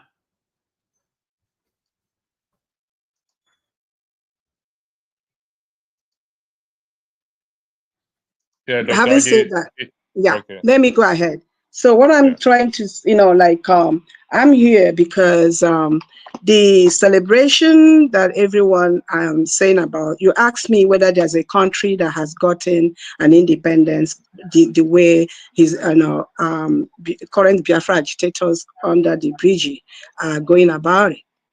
Like No, I that's not my question. My question Okay, is, what's has there your been question? any leader in exile that liberates his people from exile? That's my Okay. question. That's your question. And Yes, ma'am. that is what I said earlier. I'm not here as a historian. I'm here to address the misconception that has, people on platform keep talking about His Excellency, Master Simon Ekpa. So everyone is celebrating his arrest. Sorry, man of prestige, can you Man mute of your listening, prestige, please? don't cut me off. You had your No, time, it's sir. not cutting. He's talking on the phone. Sorry about that. I Okay, muted okay. it. It wasn't Okay. interrupting. So what I'm here is this. The whole people are celebrating Simon that. And to the best of my knowledge, up to today, some part of Igbo land in Enugu, people are still being killed. And if Mazi Simon, actually, if all of us here are claiming, speaking here, you are concerned about his activity, I don't think the way you guys speak about it, you are saying, most people here, you don't hear anything firsthand, is what people say about him, that. I'm standing here to say today, His Excellency Mazi Simon Ekpa has done well. If he's being questioned, but people are already saying that he's in jail, he's there, that. Even if he's in jail, history will never forget him. Genuine Biafrans will never forget him. He has made his history, which most of us will not make until we pass. This is a young man, under 40 years old. Somebody called him a blogger today, I heard somewhere. He was no blogger. He came out to fight for his people. So he started creating awareness. So even if he's a blogger, it doesn't change a thing. If everything that is being done now, he's being questioned, he's not in jail. If it comes out that he did something, I don't know why we should be crying more than the bereaved. Like some people that I see here, you are not sympathetic. Some of you that are not Biafrans, yeah, I'm going to say it. Some of you that are non-Biafrans, you are weak. You can't fight for your people. You see a young man who should have been doing Oringo, mortgaging his life, putting himself out there, and you are there condemning his act, that he came, he's a this. Someone that doesn't even know anything about agitation is there saying that he's a prime minister of that. All these things are not necessary. Man of prestige said that the people that are donating are gullible. How dare you say that? That's an insult. We are not gullible. I am not gullible. And there are other people like me, older, more educated, more exposed, that are contributing money. They are not gullible. When you use that word, you're insulting us. Stop it. And especially man of prestige, stop it. Simon, you are claiming that they are killing people in Biafra land. The Yorubas are being killed every day. Let's not tribalize this issue. People are being killed all parts of Nigeria. Whether he comes out, whether Biafra comes or not, it's not going to change a thing. Nigeria will get worse. So my question is, what is your solution than focusing on a young man who has gone through a lot? You don't have to like him. We know what envy is all about. Some of you do. And it's okay. That's life. Even siblings do envy each other sometimes. Thank you. Dr. Agi. Before you go, you made some certain statements, I think, which, in my opinion, will not sit well with people, and they would like to throw questions at you. I would like to throw questions at you personally. You said it's gone through a lot. It's envy. You use the phrase envy, if I'm correct. But Yes. before I come to you, I open the floor to you. I'll give the opportunity to Dexter and eccentric Casey and Chinos there. Each of you have 3 minutes, please. 3 minutes. I'll start from you, Dexter, please. Thank you very much. Thank you, Electricity. How come everybody got 5 minutes? Now we get 3 minutes. This No, is but round two. I know it's just for it to go round. Please, bear with me, please. This is the next one. We're running okay, out of yeah, time. I need to hand over to KG as well, too, please. yeah, that's fine. On the Simon Ekpa issue, well, I think I'm kind of indifferent. The second topic is, has any leader been in exile ever liberate? It's Simon Ekpa. Well, let's be Liberating honest. people. Let's be honest. Electricity. Many leaders, many struggles started from leaders in exile. Kwame Nkrumah, not like they were in exile, but Kwame Nkrumah was abroad, before he came back, to Ghana. So many, especially in Africa, many African liberation leaders actually got their schooling abroad, and then they came back. But the question is, what this Simon Ekpa issue? It's a very, very. I mean, we can't say leaders abroad have never. Many of them started abroad and then they came back. Nnamdi Kanu started abroad and now he's back and he's facing persecution. And whether we like it or not, the way the Nnamdi Kanu story is going, I think that's one of the problems the Nigerian government is having. They have created a cult hero, any which way it goes. They have created a cult status for that guy. If they release him, it's a cult status. If he dies, it's a cult status.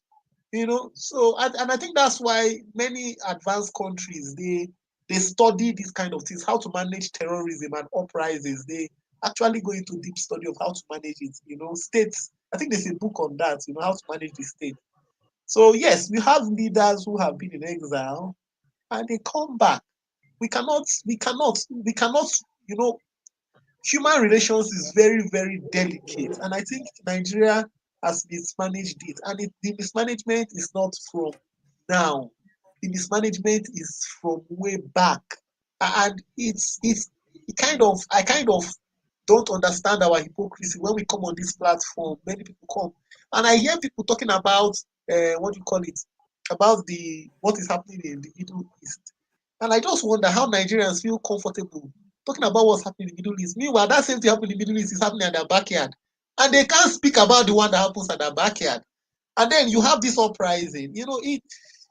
I'm thinking we should be thinking of what would be if Nigeria wants to remain an entity that can rise to go to global prominence, then we must be committed to solving the issues that concern us. There is the issue of the Igbo race. There is the issue of the Niger Delta people. Whether we like it or not, there is the problem of the Hausa Fulani. There is the issue of the marginalization in the Middle Belt. These are things that need to be sat down and for the country to make any progress. We can be doing all this, 1 step forward, 50 steps backward. It will go nowhere. Even if Simon Ekpa is arrested, extradited to Nigeria, I can assure you, you have more there will be more uprisings. There will be more, whether we like it or not. Now, for some of us who are maybe some people are outside the country and you're living the good life, and then you are talking, you have to feel the pains of those people. You have to, and the point that I don't think the people are asking for too much. The people are asking for justice, fairness, equity. Many people here are living in countries where they are getting justice, fairness, and equity, irrespective of their race, color, or religion. But in their own home country, they cannot. You now deprive the people in your own home country of that. So I think it's something for the Nigerian state to. If the Nigerian state is really committed, it's something they should study and find out. It's an opportunity to do academic work and find out what is the cause of this problem? How do we manage it? Look at India. India had diversity, but they've managed it. They've been able to. But many countries have diversity, but Many countries go into Thank a you, Esther. intellectual way of managing it. Thank you, electricity. Thank you. Eccentric cases, the floor is just please. Thank you. All right. So you can have leadership in exile. You can have a leader in exile. I think it happened during the Second World War. A lot of leaders and kings left their countries when the Nazi Germany invaded their country, and they were coordinating affairs from overseas. And some of them were successful, they were able to kick out the Nazis. Of course, we know the outcome of the war. But this is what I'm gonna talk about with this Simon Ekpa issues, right? So the issue is these guys, they get a lot of money from donations in their millions, right? These guys make millions without a doubt, right? They make a lot of money, and they have not used that money to do anything positive in the region.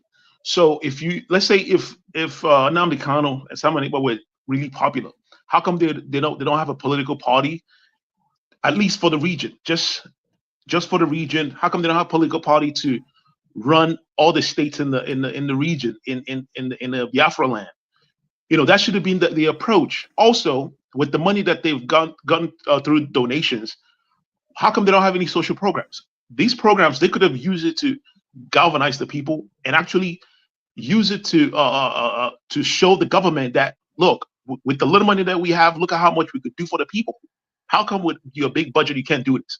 They're not doing that because these guys, what I'm saying, outside of the whole agitation, because probably they watch Ukraine war, Ukraine conflict, especially Simon Ekpa, his motivation is probably from Ukraine conflict. He's using that model to kind of come up with his own thing. He was talking about insurgency, all the terms that he was using here, all the military terms.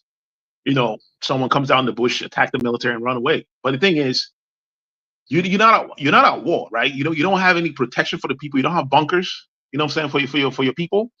The military can just go into any village and kidnap people there and do retribution and kill people, and it happens. And so for those asking like, how come we have a lot of military checkpoints in the east? Well, don't you see the reason why there's military checkpoints? You have Nnamdi Kanu, you have these people running rampage, causing problems. That's why you have military checkpoints. That's why the checkpoints are growing, right? So if these guys were really honest, the IPOB people, they will have social programs. How come they don't have IPOB hospital? They should have hospitals, for the poor. They should have, they should have places where, they can give out stuff to the poor people. Have a social program. Like, why don't you emulate the Black Panthers, the Black Panther Party? Like, who are they emulating? They don't have anything that they do for the people with all the donations that they've gotten in their millions. They don't have any social programs. To mitigate the effects of inflation in the East. They don't have a political party. At least, if you are running any, a group like that, modeled after, let's say, the Black Panther Party, you should have different sections. One for the political section of it, and then you have the military section of it, and you have all the aspects of it.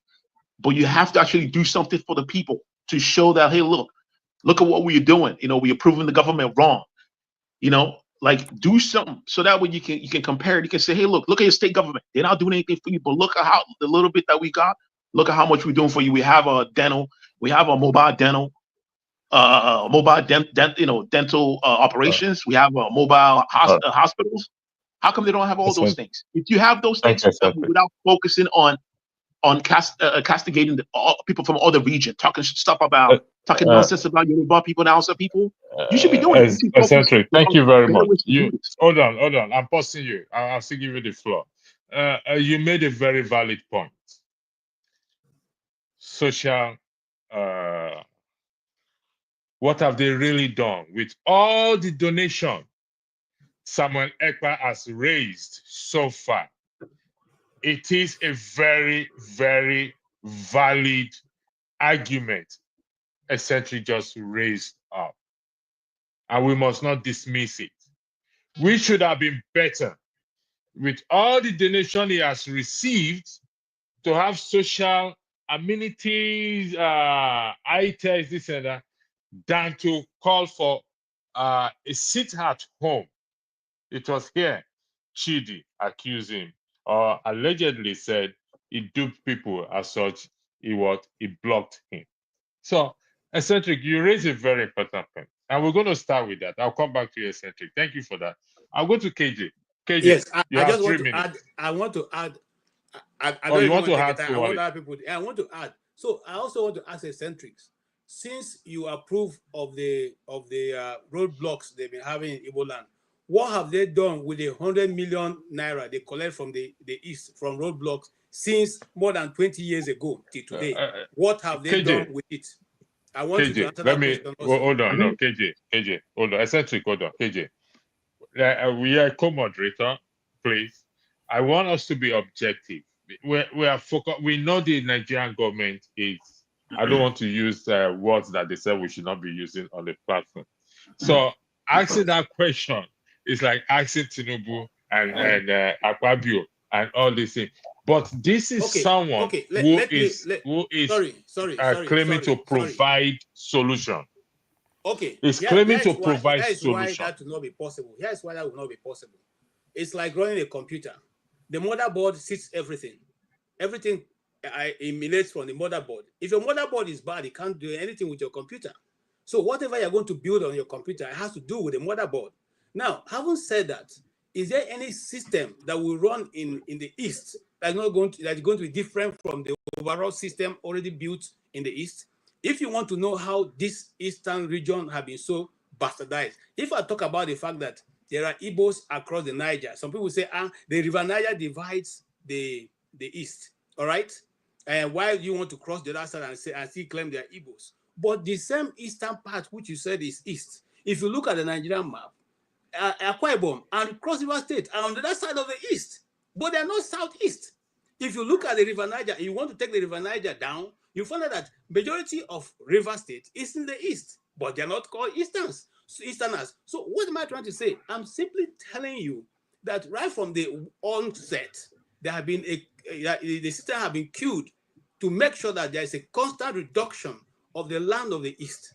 Now, if you come and say it is a different thing to say Simon Ekpa is not doing the right thing, you can say that. You are entitled to opinion. I also don't believe, but I have not been able to put to the table the discussion these guys have brought, whether internationally or locally.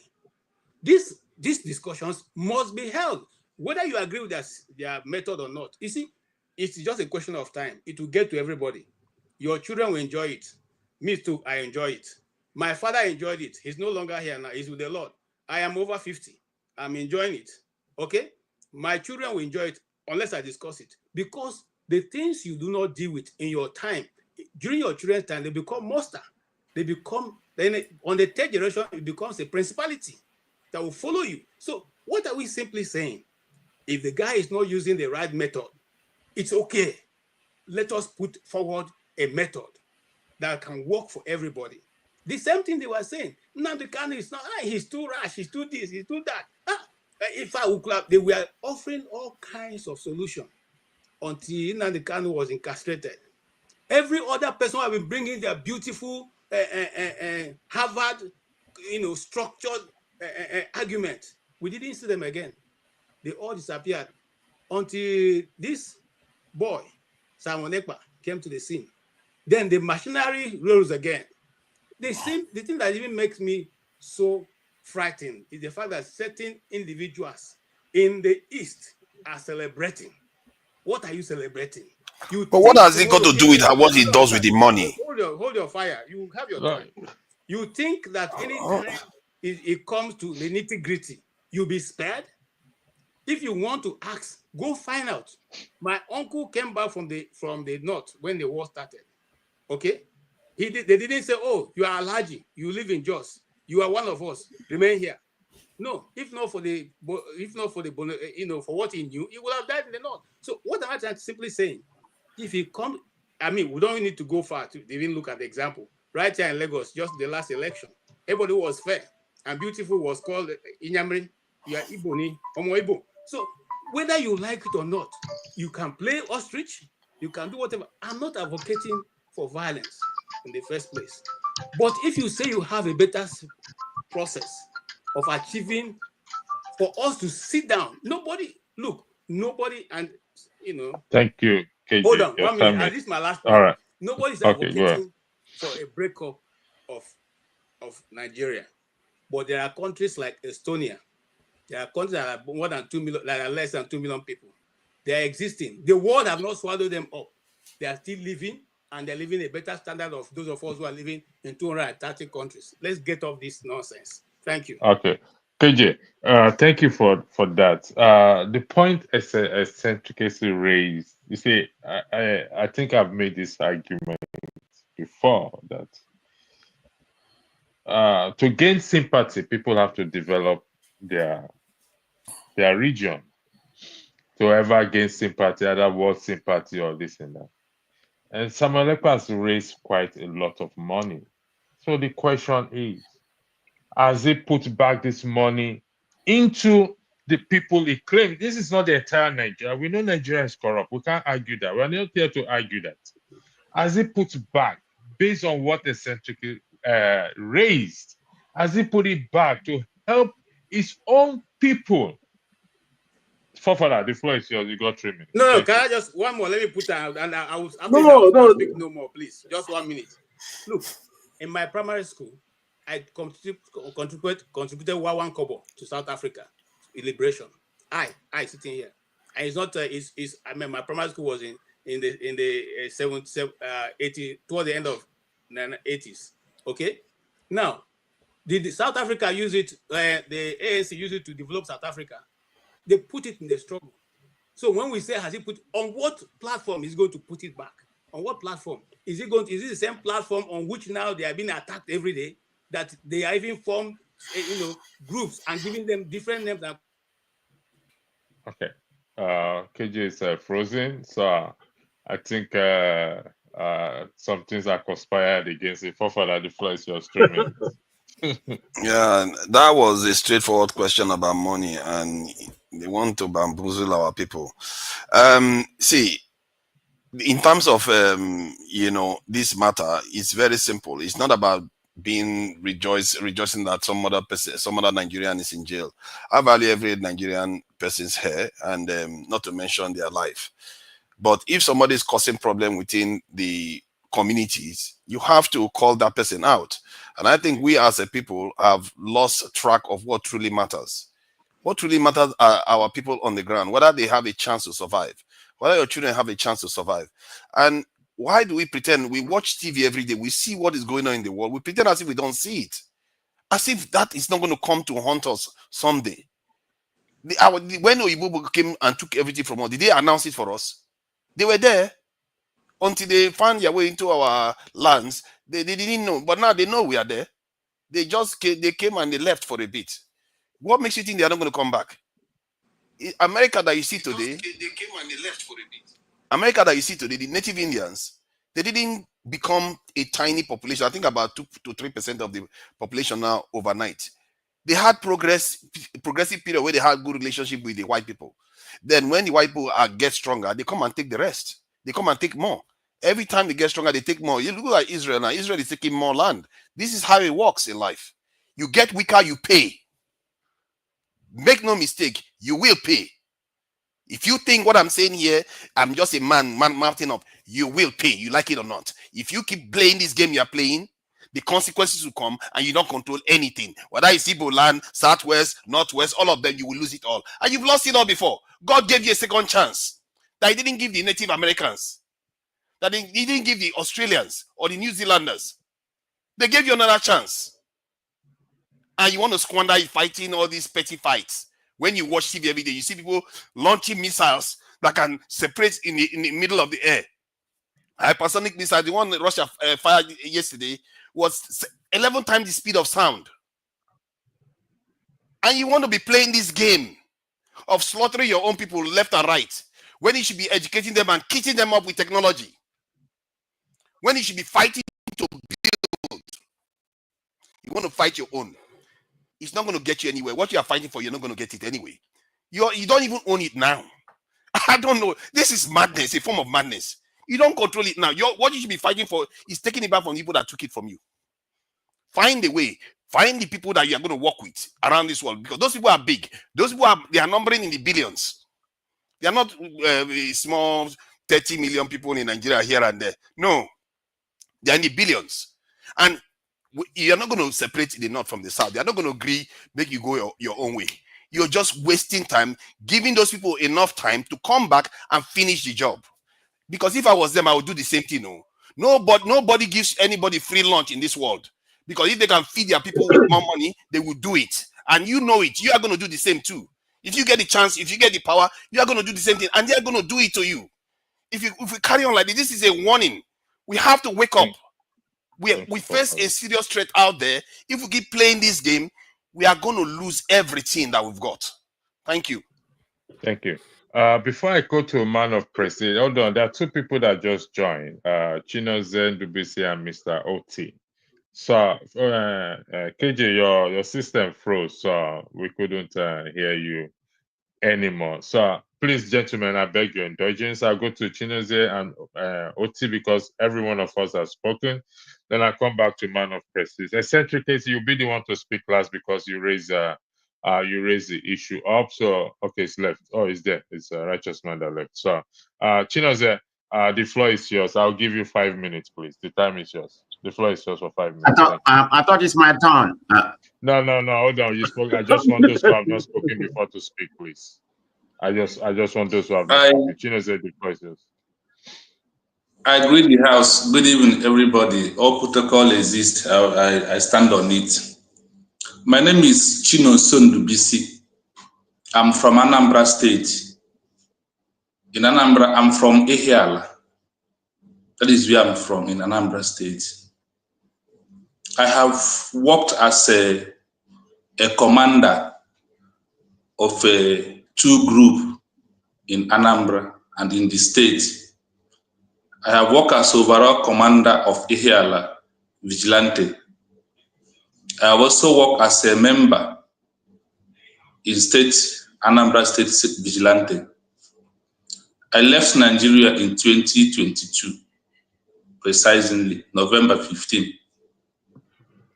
Before I left, sit at home is going on. Before I left, killings is going on.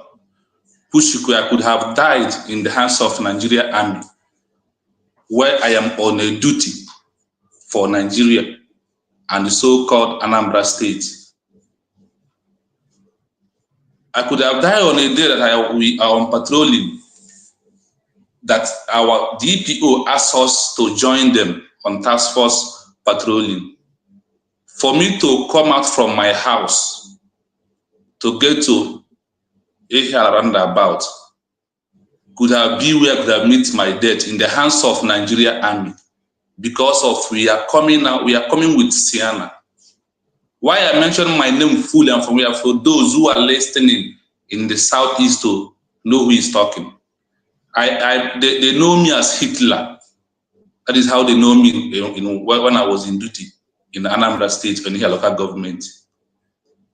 That day, for me to come out with Sienna, with 6 guys that we are armed, the Fulani army, let me put it in that way, want to open a fire before the commander said, stop, they are a member of a vigilante. They are coming to join us for this task force.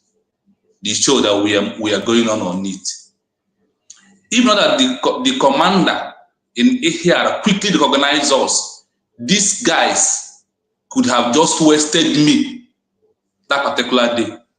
And when they wasted me, they will target Simon Ekpa, Nnamdi Kanu ESN. I am a living witness. I said I left just 2022, November 15 is when I left, September 15, when I left. When I run, because Soludo come in power. I was among people who he called to come and join Dead Man's Squad in Anambra State. What is the work of Dead Man's Squad in Anambra State? For them to go house to house and pick anybody. If you know that you can point hand that this person is agitating for Biafra. If any young guy passes and he defines me as a Biafra, gets him, they will waste him. I am a living witness. That is why I mentioned where I am from, because what's the life in Nigeria? If you are a Nigerian, you don't have a life unless you're in abroad. And a lot of atrocity has happened. About Asawan of Asred Okobo, have you asked where did they work? We have catch when I was in the Nigeria, working with Nigeria. We have catch Asawana boys who come from all the way from Bayelsa to come and kidnap our people and say they're Biafran people and take them home. We have a counter with them. When they bring them to station, they later discharge them because of what? People that they have shoot somebody, one of us, on the leg.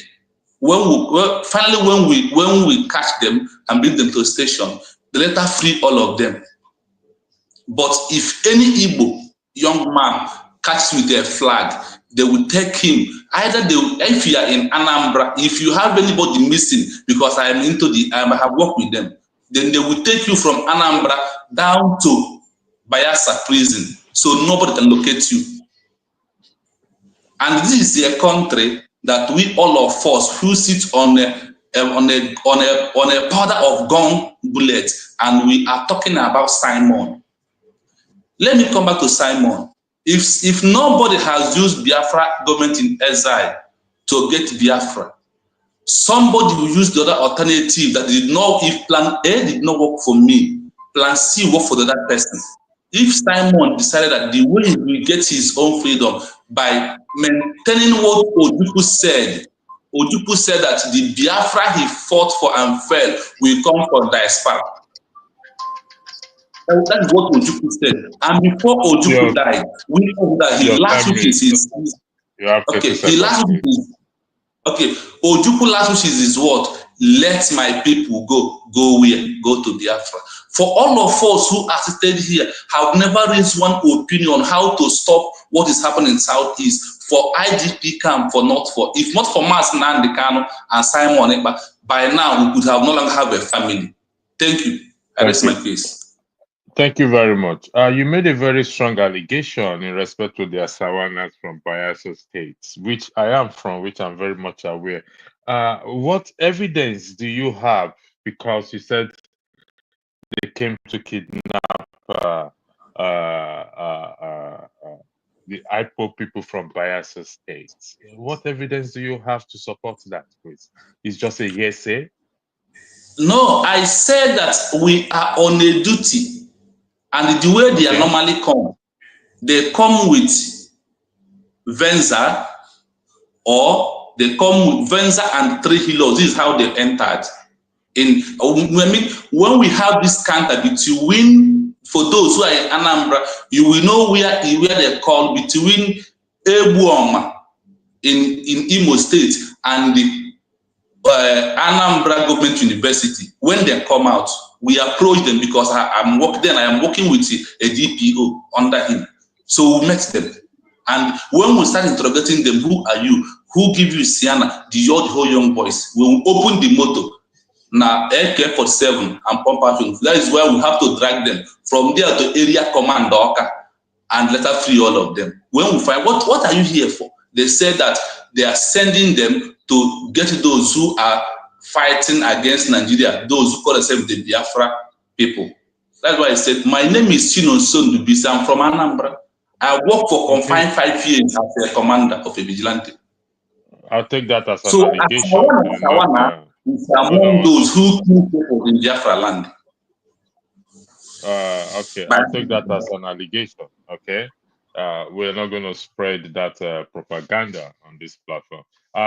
Oti, the floor is yours. You got 5 minutes, please. Thank you. Good evening, everyone. I hope I'm clear enough. Very clear, and your time starts now, please. Thank you. Right. Where to start? Anyway, the first thing to say is this: what is going on? What is happening? A figure like Simon Ekpa and the disturbances, the mayhem. These are symptoms.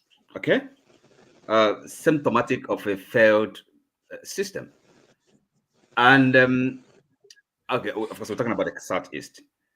Okay. Is a failure of, first of all, those governing in charge of the Southeast. Okay, because if they know their job, if they do the right thing, we shouldn't have the the crisis we have, the killings. There's no reason why that should be the case. What is governance about? What is political authority? They have. What are they doing with that?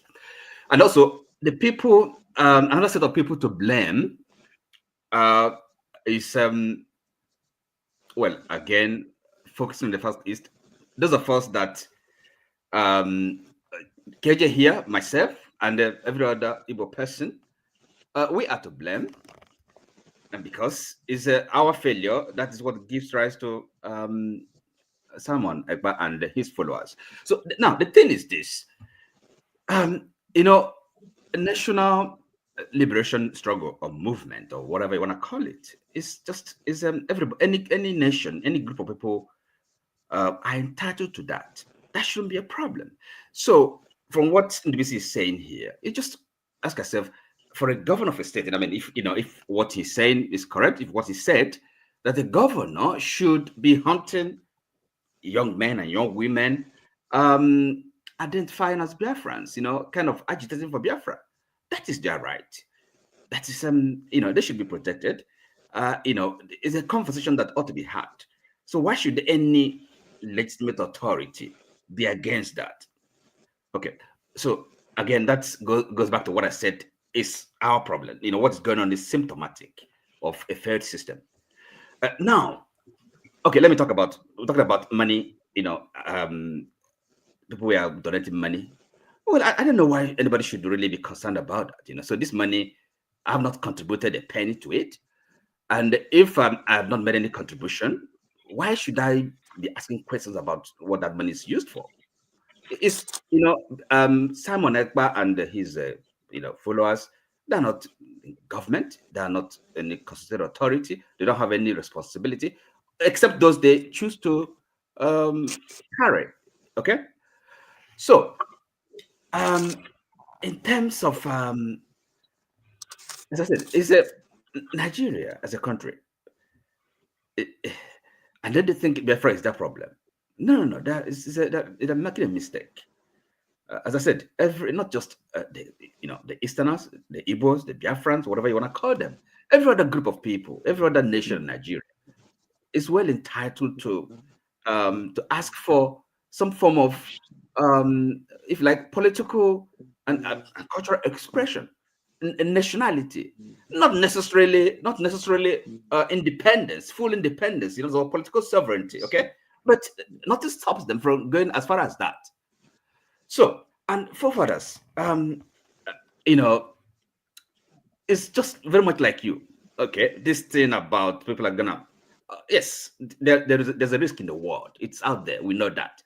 But charity begins at home. I mean, there are no two ways about it. You can't get around it. It doesn't matter how much preaching you make. If two are not in agreement, they cannot work together. Plain and simple. Okay? So we have to have that conversation. So the mistake, what I see what is going on. You see, look, let me talk about someone ever. By the way, my opinion of him is this. He cannot be my leader. Okay, for one thing. I don't care how passionate he is about the cause he's fighting. I'm an Igbo man, and I might also call myself a Biafran, and I feel entitled to the proper representation. To actually have as a member of that nation, to have full. I mean, the full. It's like the opportunity to live a life that suits me, okay, and not to have anybody, any group of any nation, any state to really be an impediment to my development, to my self-expression, my self-fulfillment. The time is up. Thank you very much. 5 minutes is up. Sorry, 5 minutes already. Yes, 5 minutes. Oti, you made some statements that what he does with the money doesn't concern anybody. Yes. If I'm wrong, tell me. If I'm quoting you wrong, tell me I'm quoting you wrong. This is somebody who is going to be or claim to be self-acclaimed, or he was voted as Prime Minister of Biafra. And you, OT, you are saying what he does with people's money is Okay, not it's a question. important. Can I clarify that? Let me emphasize, Please, underline. no, I need you to clarify it, please. Before Okay, let me clarify it. Okay, clarify it. I'll give you 30 seconds. First of all, I mean, are you arrogating? Are you accepting, his self-proclamation or his self-identity? He is a claim he's making. Okay, that's not the point. No. That's not the point. I'm answering the question. You can't tell me what is the point. Go ahead. The point is this. Look, people are donating money to him, okay? And by the way, have you recognized him as a prime minister in exile to start with? So why do you expect him? Why do you hold him responsible or accountable for whatever, for the money he's collecting? Do you accept his claim to be a prime minister? I don't recognize him. I said he's not my leader. So if people give him money, why should I look up to him to use that money for whatever good? I mean, we have to be consistent. That's the problem. We like moral clarity. It's part of our problem, really. So the mistake he's making is this: you cannot, want to do something good by using a wrong method. Okay, you cannot. It's not by political violence. It's not by intimidation. That is wrong. You can't go anywhere with that. It doesn't seem to me to be very intelligent. I have to say this. I mean, it's not. It's all this garagara, this showman business. Where is the seriousness? Come on. Thank you. Your 30 seconds is up. The man of prestige, the floor is yours, please. Thank you. Okay, thank you very much, Electricity.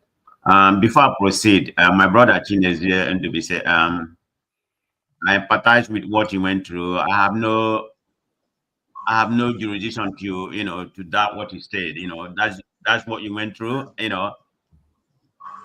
Whether it's correct or it's not correct, I mean, you sound very believable, and I condemn what you went through. That, having said that, it's a very wrong thing that was perpetuated to you and the people of the southeastern Nigeria.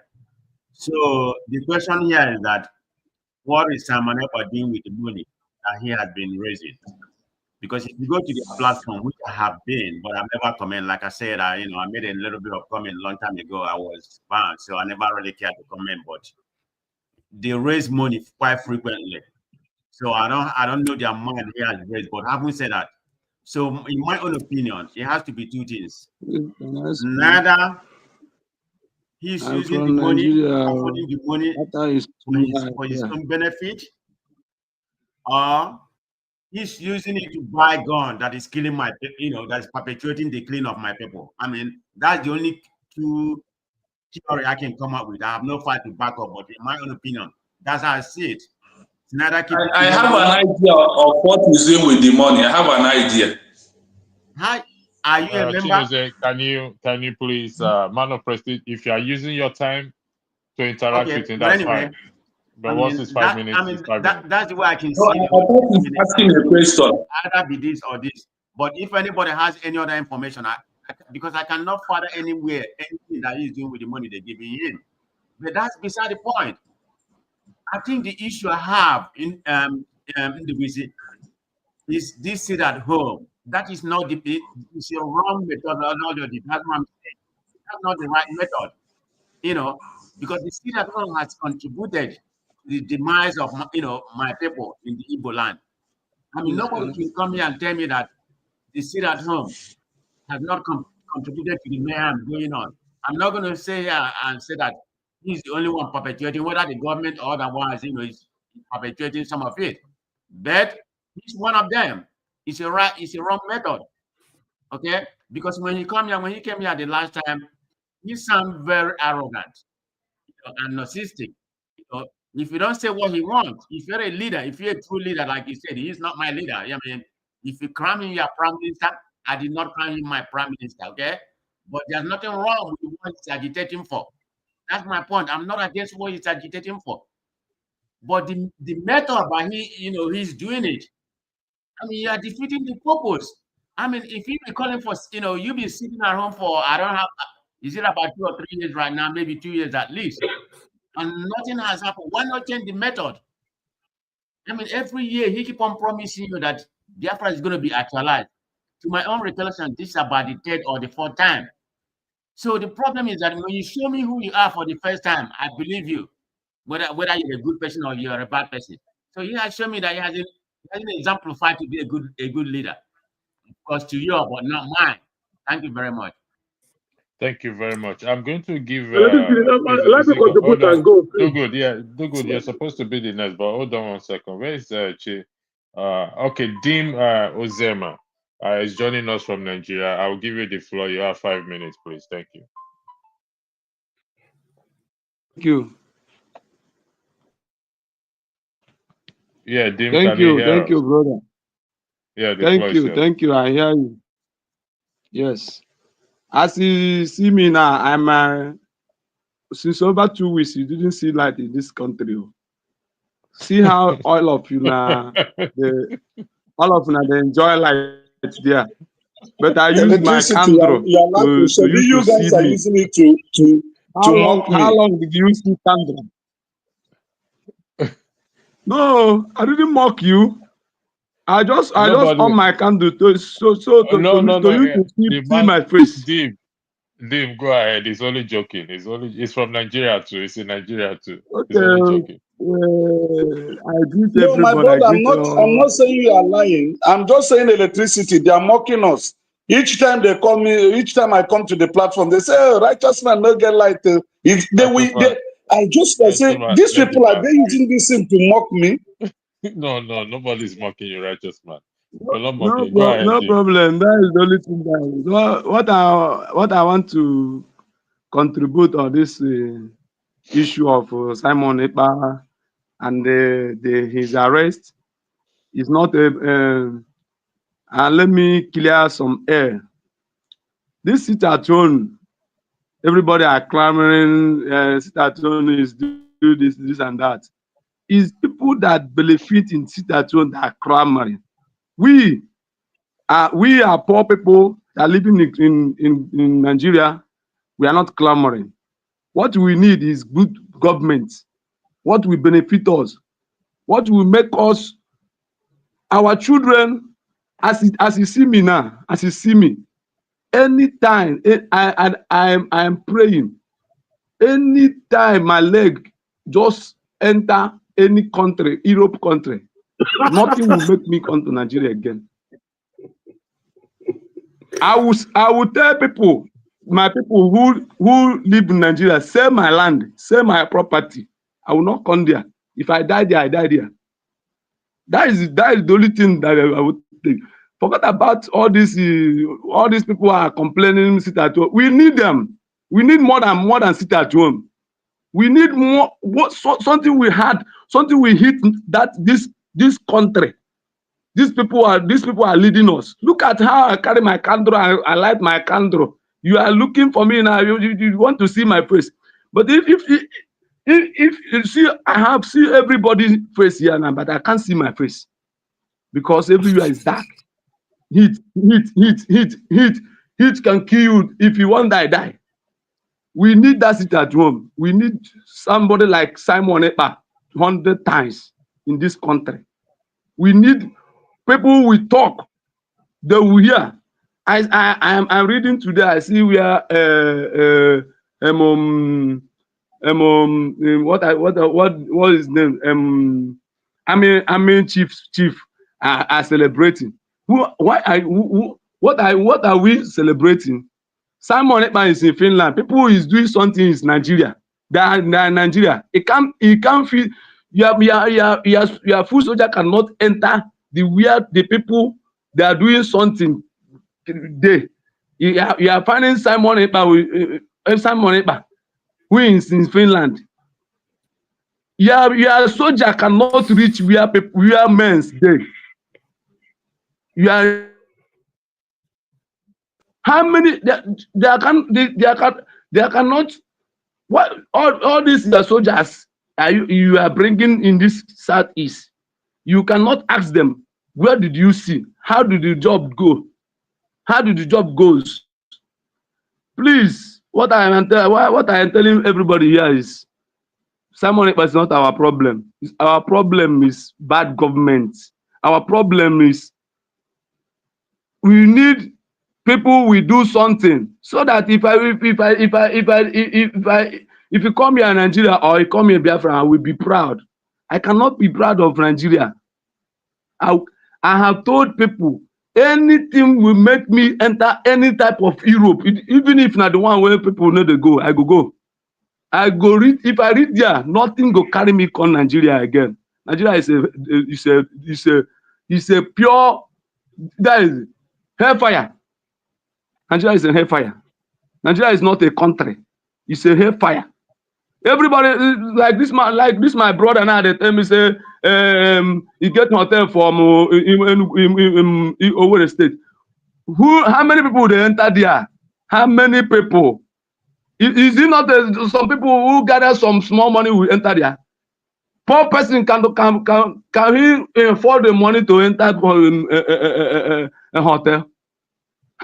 Thank you very much. Since when them born me, I couldn't. I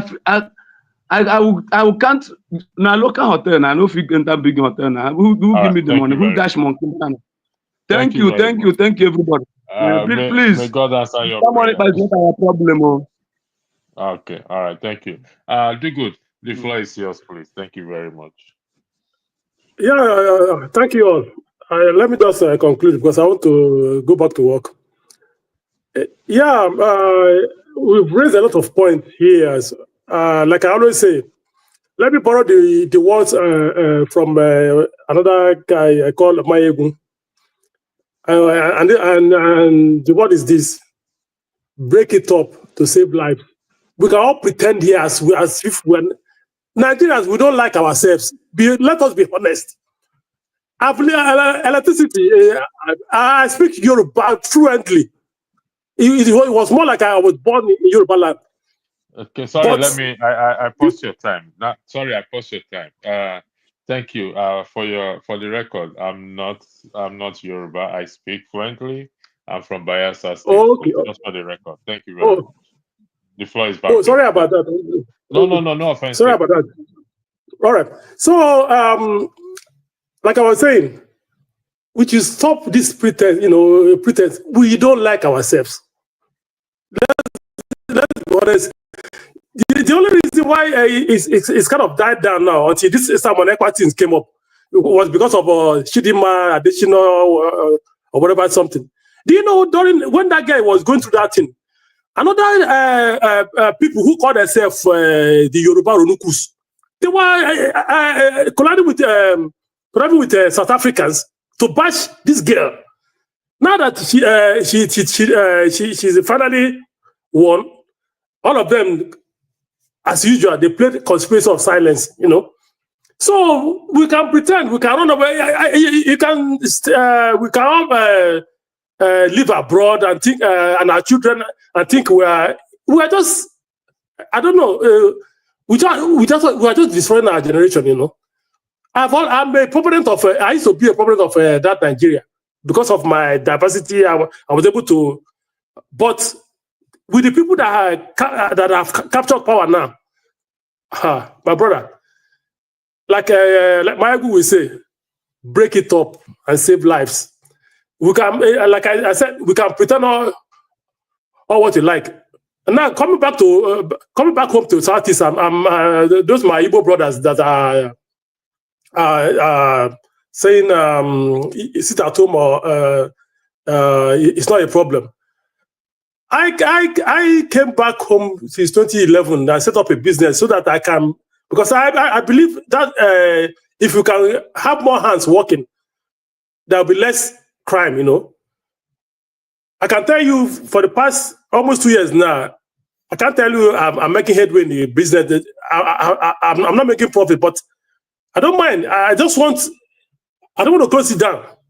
I want people to, my joy is I see them come to work every morning, every day, and then at the end of the month, they get paid.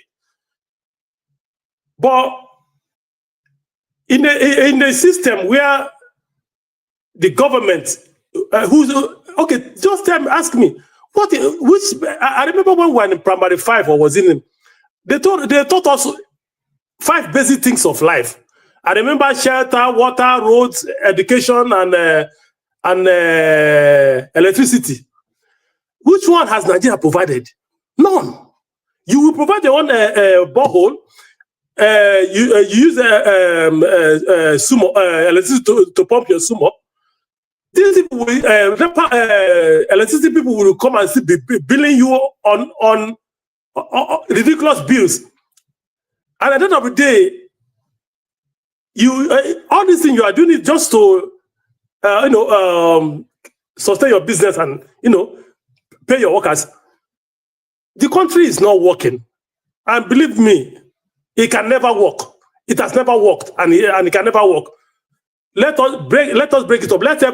People every time we bring up this issue of going our ways, people think it's only the only way we can go our ways is by fighting or this. Like I already said, I'm an Igbo man. I was a Biafran before they made me a Nigerian, and I will always remain a Biafran. So whether we like it or not, like I said, I've embraced other culture, and 2023 exposed me to a lot of things that made me believe no, we cannot live together. And if you don't like ourselves, there's no point holding on to because I know I'm in Ireland today. They have their differences, especially when they come to sports, when they are playing against each other. But when they come to that thing, that bring them together, they will tell you, I'm Irish. So I'm an Igbo man. We have Arewa, we have the Yoruba. Okay, let me just conclude. Recently, was it last year or what? We had some Odua people that invaded the local government in Oyo State. Please, thank you very much. Up till now, we haven't heard anything about them. But if you see, when the Southeast, they will roll tanks to go and clear everywhere. Thank you very much. Thank you. Before you go, you said Mayugo, quote unquote, break it up and save lives. Would that be correct? Yeah. I do follow him. We're going to conclude with this topic, and this is how it's about solution. So, how do we break the country up? And after breaking it up, how will it save life, please? How do we break it up? Hold on, no, it's not your turn. It's not your turn. You just finished speaking. Let me see. Let me take down this. I will go to where's KG has left. Okay, I will start with you, Oti. You got 3 minutes because there's another broadcast after this. Right. You essentially, I'll give you more time. I'm taking you last. Right. How do we break it up, and how does it save life? It's quite simple. Okay. Decentralization. You got 3 minutes. I'm strict with time now, please. Okay. Decentralization. Okay. There's too much power at the center in the hands of one man. This man they call Mr. President. Okay, Oti, stop there. I'm going to stop you, please. I paused your time. The question is, we know this decentralization has been proposed. All solutions have been proposed. How do we achieve this? If there's nothing that has not been proposed, including government reducing spending, what is that, report or whatever? How do we break it up now, as at now, please? Your time starts again now. Thank you. Look, you see, but that's a solution. So now the question is, how do we actually implement it? Okay, because Nigeria is a country, is a state. Some people have power. Okay, and if those that with power would want to do the right thing, those that are governed, that are oppressed, perhaps they have to seek self-help, and that is the only logical. That is the logical alternative. I mean, we have to tell ourselves the truth. If those in power, the lawmakers and those in the executive branch, knowing the right thing, but because invariably, the chaos, the instability, the confusion, the lawlessness is benefiting them, or at least some of them. Some people are benefiting from this madness going on in Nigeria. Okay? When they talk about some people stealing petroleum, can you imagine that? Okay? So the government that is in power, if it is not governing in the interest of the people, what do the people do? I think the answer is quite clear. At some point, it has to come. What's the answer? What's Sorry? the answer? What's the answer? Self-help. You said self-help. Self-help. What Yes. sort of self-help? You want me to? Don't be afraid to speak. What No, sort I'm of not being self-help? afraid, but I mean, they have to say Okay, so, everything for you what to. was the self-help I you're don't have talking to see. about? Look, you see, okay. You know, at some point, it will no longer be sustainable. Are you with me? Okay. So the people will be out on the street. The regime will fall. So revolution in a nutshell. If you like. All right, thank you very much. Yes, that one. I go to you. Thank you. Your time is up. Thank you very much. Where is this? Chinoze, you have 3 minutes, please. Your time is starting now. I want to apologize for something. Somebody said that last time I was here, I was arrogant. This is who I am because I am pained within my heart because of what I passed through in Nigeria before I left. That is it. So I don't want people to misunderstand me. This is me talking. I don't look, something I can't say in your front, I won't say it to your back. What Nigeria needs is break up. Break up is what Nnamdi Kanu, what Ojukwu clamor for he fell, Owazwike clamor for he fell. Simon Ekpa has come and the man Nnamdi Kanu. If you tell yourself truth, let you and I join hand with them and break Nigeria up. If you come out tomorrow for a victory in Nigeria, there will be more blood. That is why Simon Ekpa and Nnamdi Kanu choose sit at home for you to be your home and the country will collapse. Let me give you an example. In front of office when we are working, if they give you a job to go any place arrest with your Hausa man, you will say no. Nigeria has been break. It's only we in social media here are here pretending. If they share work now and said the Igbos, Southeast people match them up with Fulanese, Hausas in military, they always have a divide. And also we, even in common area like here, if they match me up with somebody I don't know, I will say I'm not going, because I am going, I'm afraid. I didn't trust him. So the only option we have here, my tell ourselves truth, is that the only thing we'll never ask of Nigeria is break up. Let us join these people that in the forefront. That Simon Ekpa, who is Ekperima, who is this? Everybody is calling him. Let us join him and Nnamdi Kanu and said, no, we don't want Nigeria again. Start the campaign today. Start on your own platform. That is how we will do it. Thank you very much for that. Onyebuchi Oscar, you just joined us. You have 3 minutes, please. The floor is yours. Thank you very much. Okay, good evening all. So I have one question for every one of us. Many people are saying, I am Igbo, I am Biafra. I want to ask a question. Are you hearing me?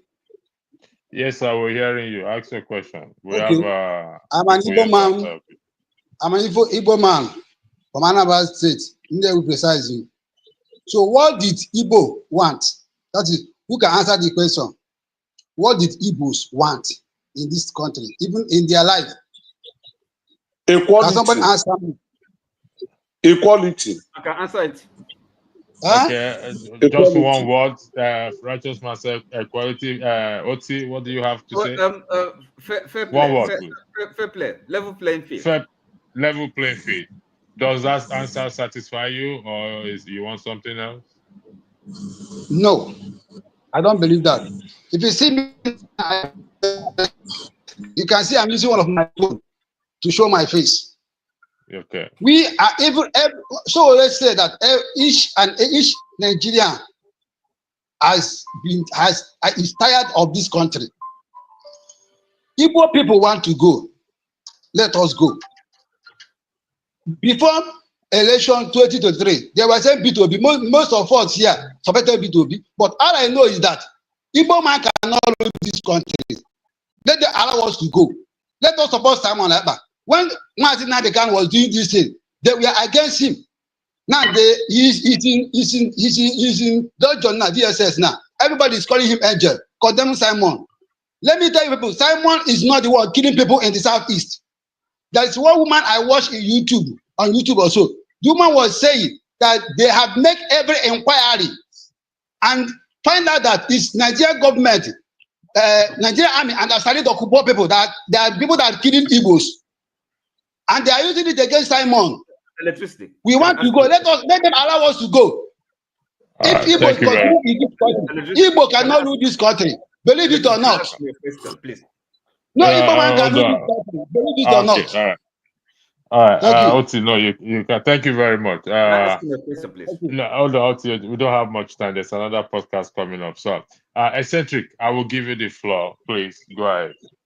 All right. So, why are you bypassing me? You will. People have gone to us twice. I'll come to you. I'll come to you.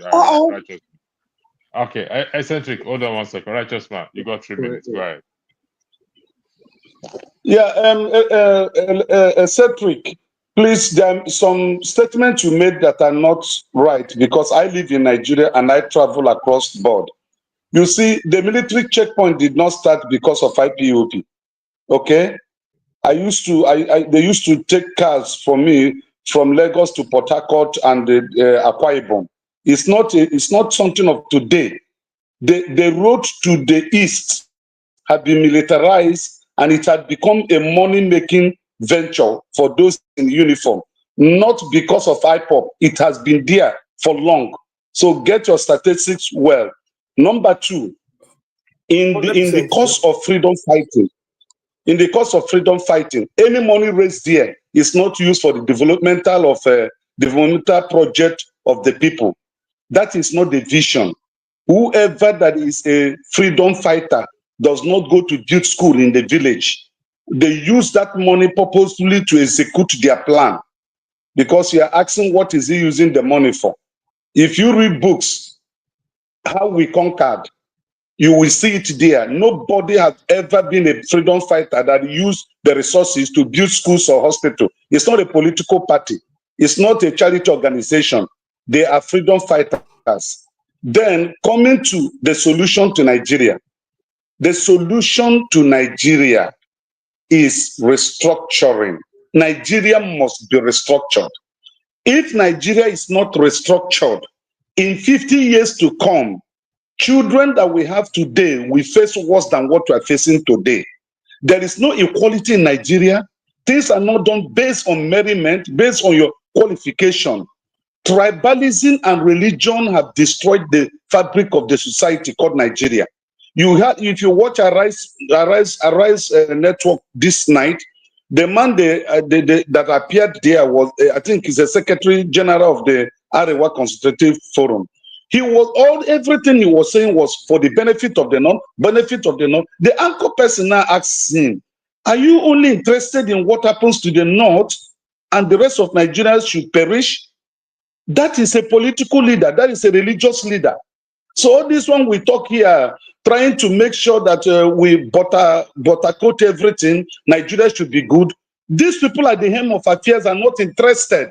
They are regional leaders. They want Nigeria to be one nation, but whatever that comes out, their interest is on their region first. That is just the bitter truth. Nigeria is not working. And to make it work, it must be restructured. It's a must. Thank you. Thank you very much. Eccentric, your voice yours. Thank you.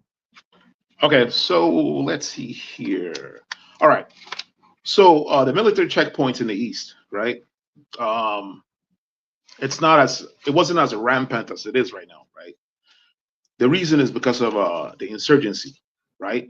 If you believe that it's not the insurgency in the region, you are wrong. You're just not being honest. Also, there is a method that these guys are using. It's self-fulfilling prophecy, right? You cannot identify any case of oppression of Igbo people. Like, there's no targeting of Igbo people anywhere in Nigeria. There is no the government themselves, the federal government doesn't have any policy, any program that's targeting Igbo people. None of that. And shut up, my friend. Who is that? No. Who is that?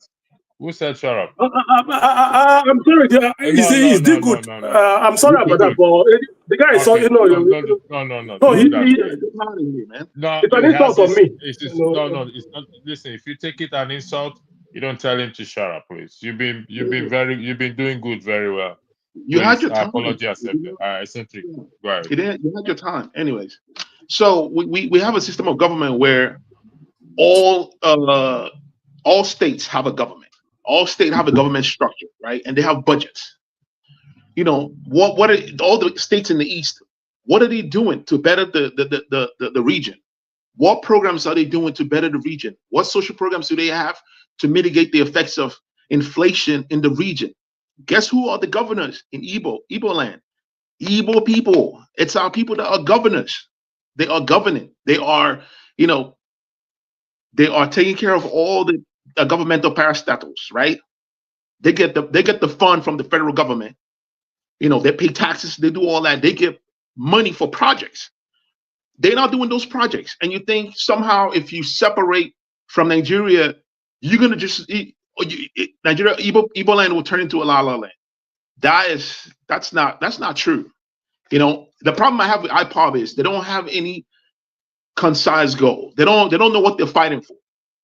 Like, what are they really fighting for? Are they fighting because Igbo people are not like the Palestinians, right?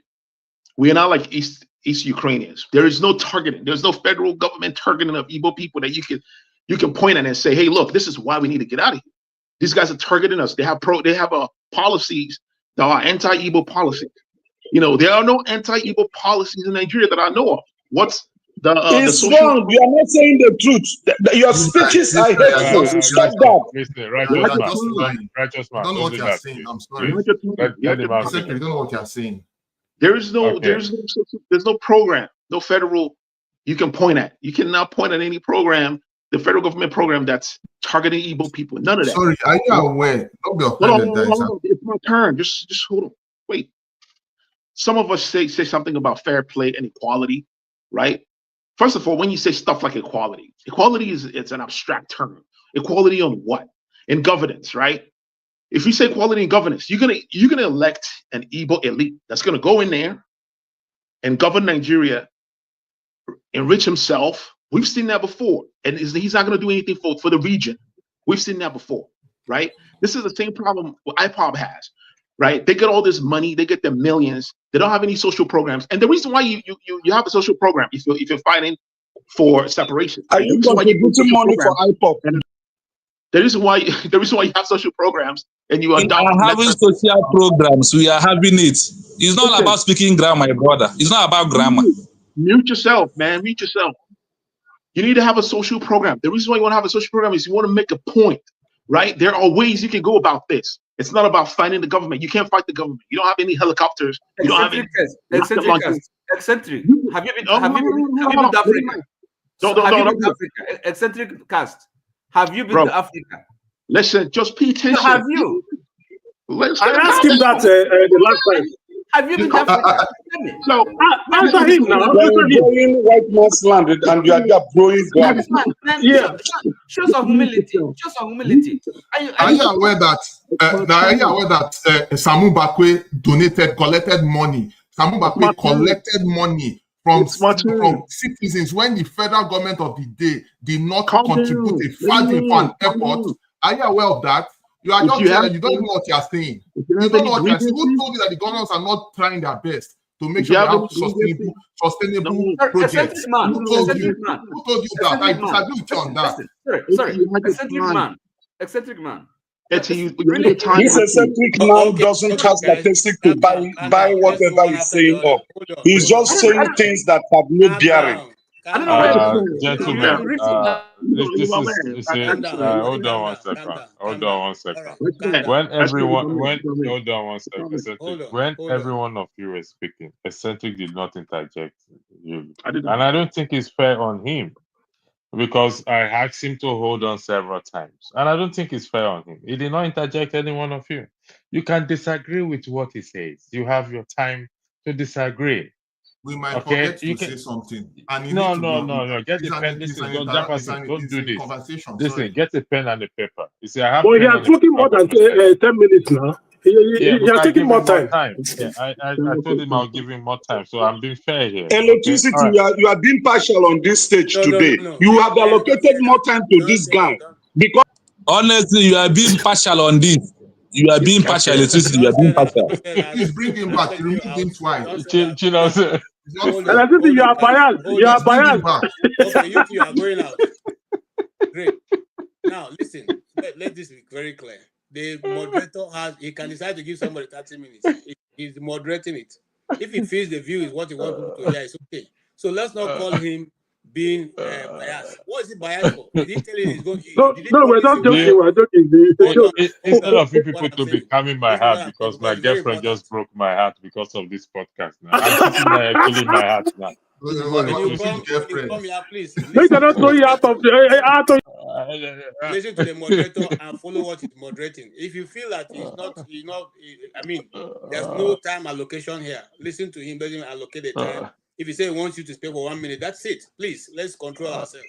Let's control our emotion also. Thank you, KJ. I appreciate that. Thank you very much.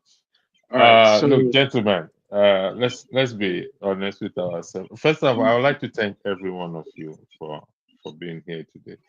Tomorrow, Saturday, in the ladies' broadcast, it's Men's Week.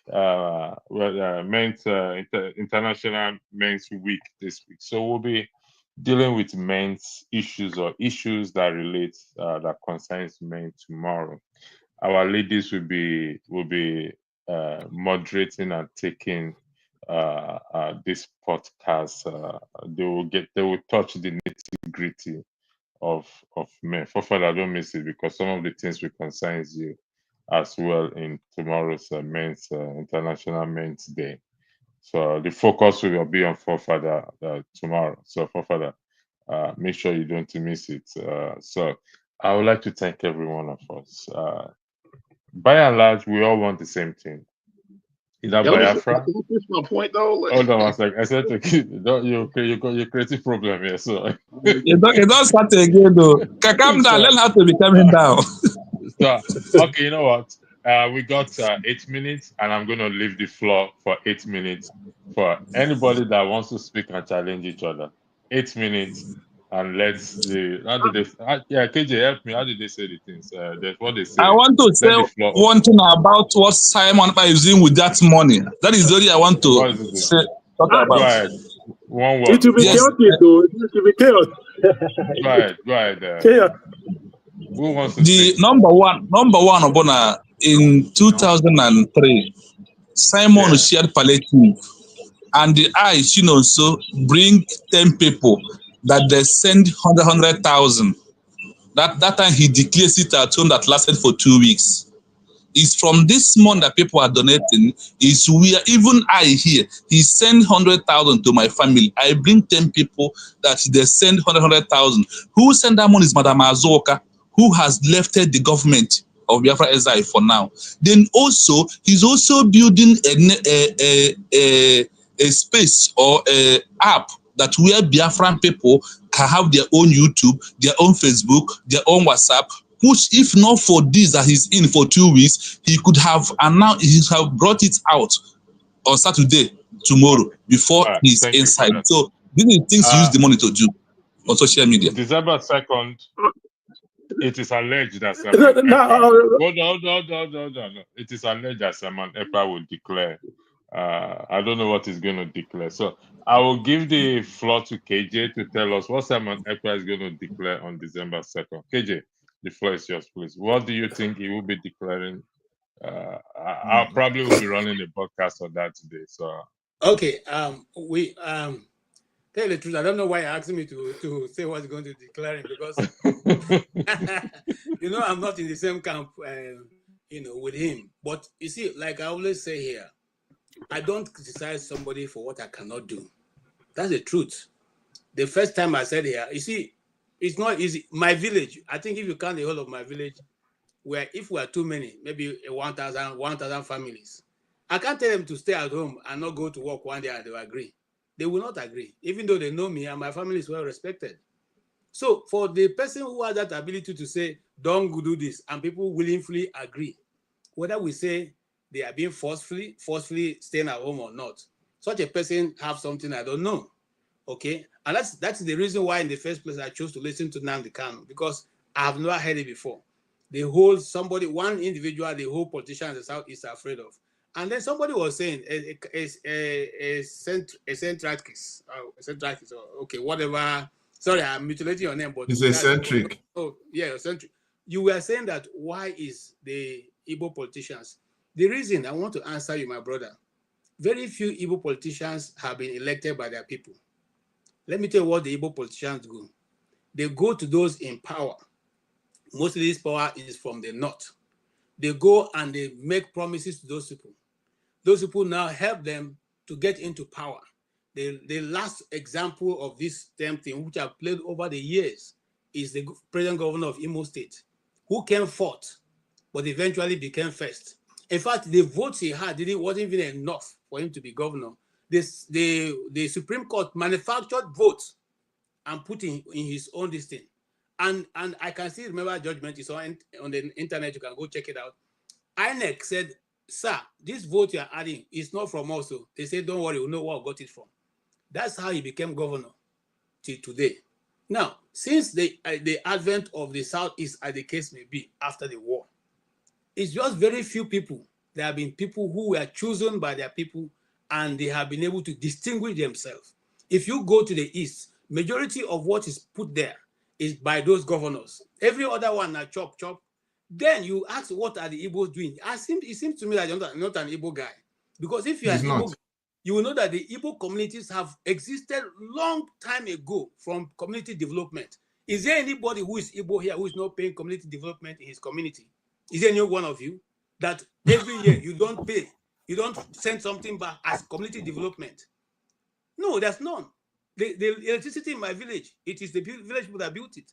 The water in my village, it is the village people that built it. The road in my village, it is water, the village people that built it. So when you come and say, what are the Igbo people doing? I think you are not Igbo. You're something about not Igbo. But please, it's not an insult. I'm just simply saying you will have known these things. Ask him if he has been to Africa, by the way. That's the question. No, because any Igbo man who is Igbo knows that it is one of your obligations. You must contribute to the development of your community, schools, secondary schools, and all that. In fact, some of the communities are so developed that they have their own scholarship they give to their people. So when you say that, I'm wondering, we have always, the first airport built in Nigeria by individual was built in Imo State by Simon Ekpa. So what are you saying? Yes. What are you saying? Exactly, and it was done by students. Sorry, yeah, but by saying that at the same time, I thought the Southeast was marginalized. I don't know how all this is possible in the country. Sorry, don't you understand the difference between? With due respect, Don't you understand the difference between governmental, okay? What the government with power of the state can do, and what communities and people coming together can do. You don't know. But those are actually big things, though, that even northern Nigeria don't have. But that's not the question. No. Please, with due respect. As part of this country, forefather, you don't get this thing. You cannot say that you don't get this thing. Let Oti finish, then we can go to Jefferson. No, so what I'm saying, so listen, as part of Nigeria, okay, every section ought to have their due, right? So it's just a matter of right. It's not a privilege. It's not favoritism. We're not asking for anything more than what others are given, what others are entitled. That's simple. It doesn't matter whatever else we do by our effort. It's up to us. Okay? You cannot say because we are doing all this for ourselves and therefore federal government should neglect us. Come on. No, that's not what is being said. The point I'm making is that other people are way behind that. Is that our problem? Is that our problem? No, African Americans are not able to do that because the federal government gets in their way. But if the federal government in Nigeria is not getting in your way, you can see that it's not. Forefather. See, let me give you a clearing example. Third Mainland Bridge in Lagos was built, constructed with Nigerian resources, federal government resources. The second Niger Bridge constructed since the war. Hold on. The new second Niger bridge is under taxation now. If you drive past there is how many toll gates there? So that those who are traveling there pay for that bridge. That is what we are talking about. While other bridges constructed by federal government, the indigenous or those who uses that road does not pay for the bridge. Okay. I think Lekki toll gates. Okay, listen. Even Lekki toll gates the southeast is supposed to have one functioning and viable international airport and seaport, both. And seaport, and we were denied that opportunity. And you don't know what that means in terms of development. Thank you, gentlemen. As the show has to come to an end, Further has the show after. No, I'm not allowing you to talk. It's not fair. No, the time is up. You can carry on the next one on the next live. So there's gonna be a news update on. I said there's gonna be news update on events, and some people have have signed leading roles in the autopilot movement. I think there's this lady that they call Dr. Ngozi Erabweze that seems to be in charge at the moment. So that is a breaking news, I guess. All right. So thank you very much. So KJ, thank you very much for joining me. Sorry, I thought we were going to have longer time than this. We call it a night there. Those of you that are giving super chat, have a lovely night. Thank you. Arise, O compatriots, Nigeria's call obey, to serve our fatherland,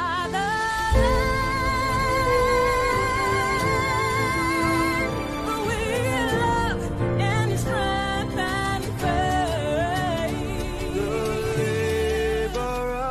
Our heroes past shall never be in vain.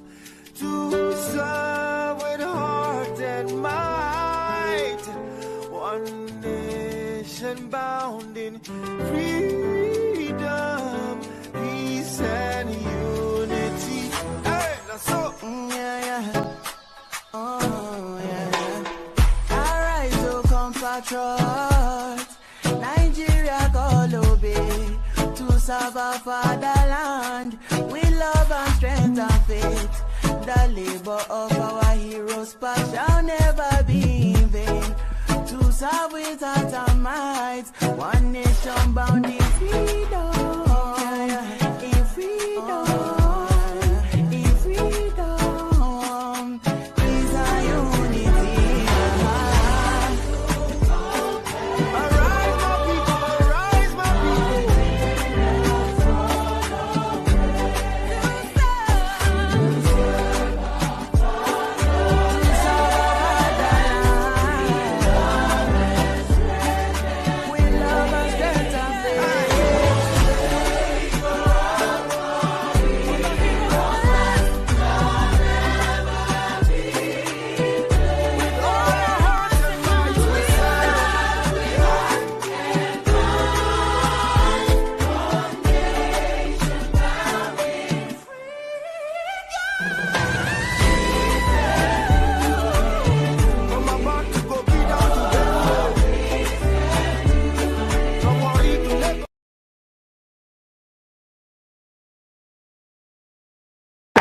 Thank you so much for watching. Thank you. Have you subscribed? Yes, you. Have you subscribed? You. Yeah, before you go, click. It's free. Click. Just that's it. Have you subscribed? You're laughing. Have you subscribed? Have you subscribed? Thank you. Thank you. Thank you. Hey, madam. Thank you so much. I can see you. I can see you. We have to get to 100,000 subscribers. This by the end of the year. How are we going to do that if you don't subscribe? Yes, you. Yes, you're about to click off. Why? Have you subscribed? It's free. If you don't, ask your son, ask your daughter how to. Just one click. Thank you. Thank you. I see you. Aha. Thank you very much. Thank you very much. I'll see you.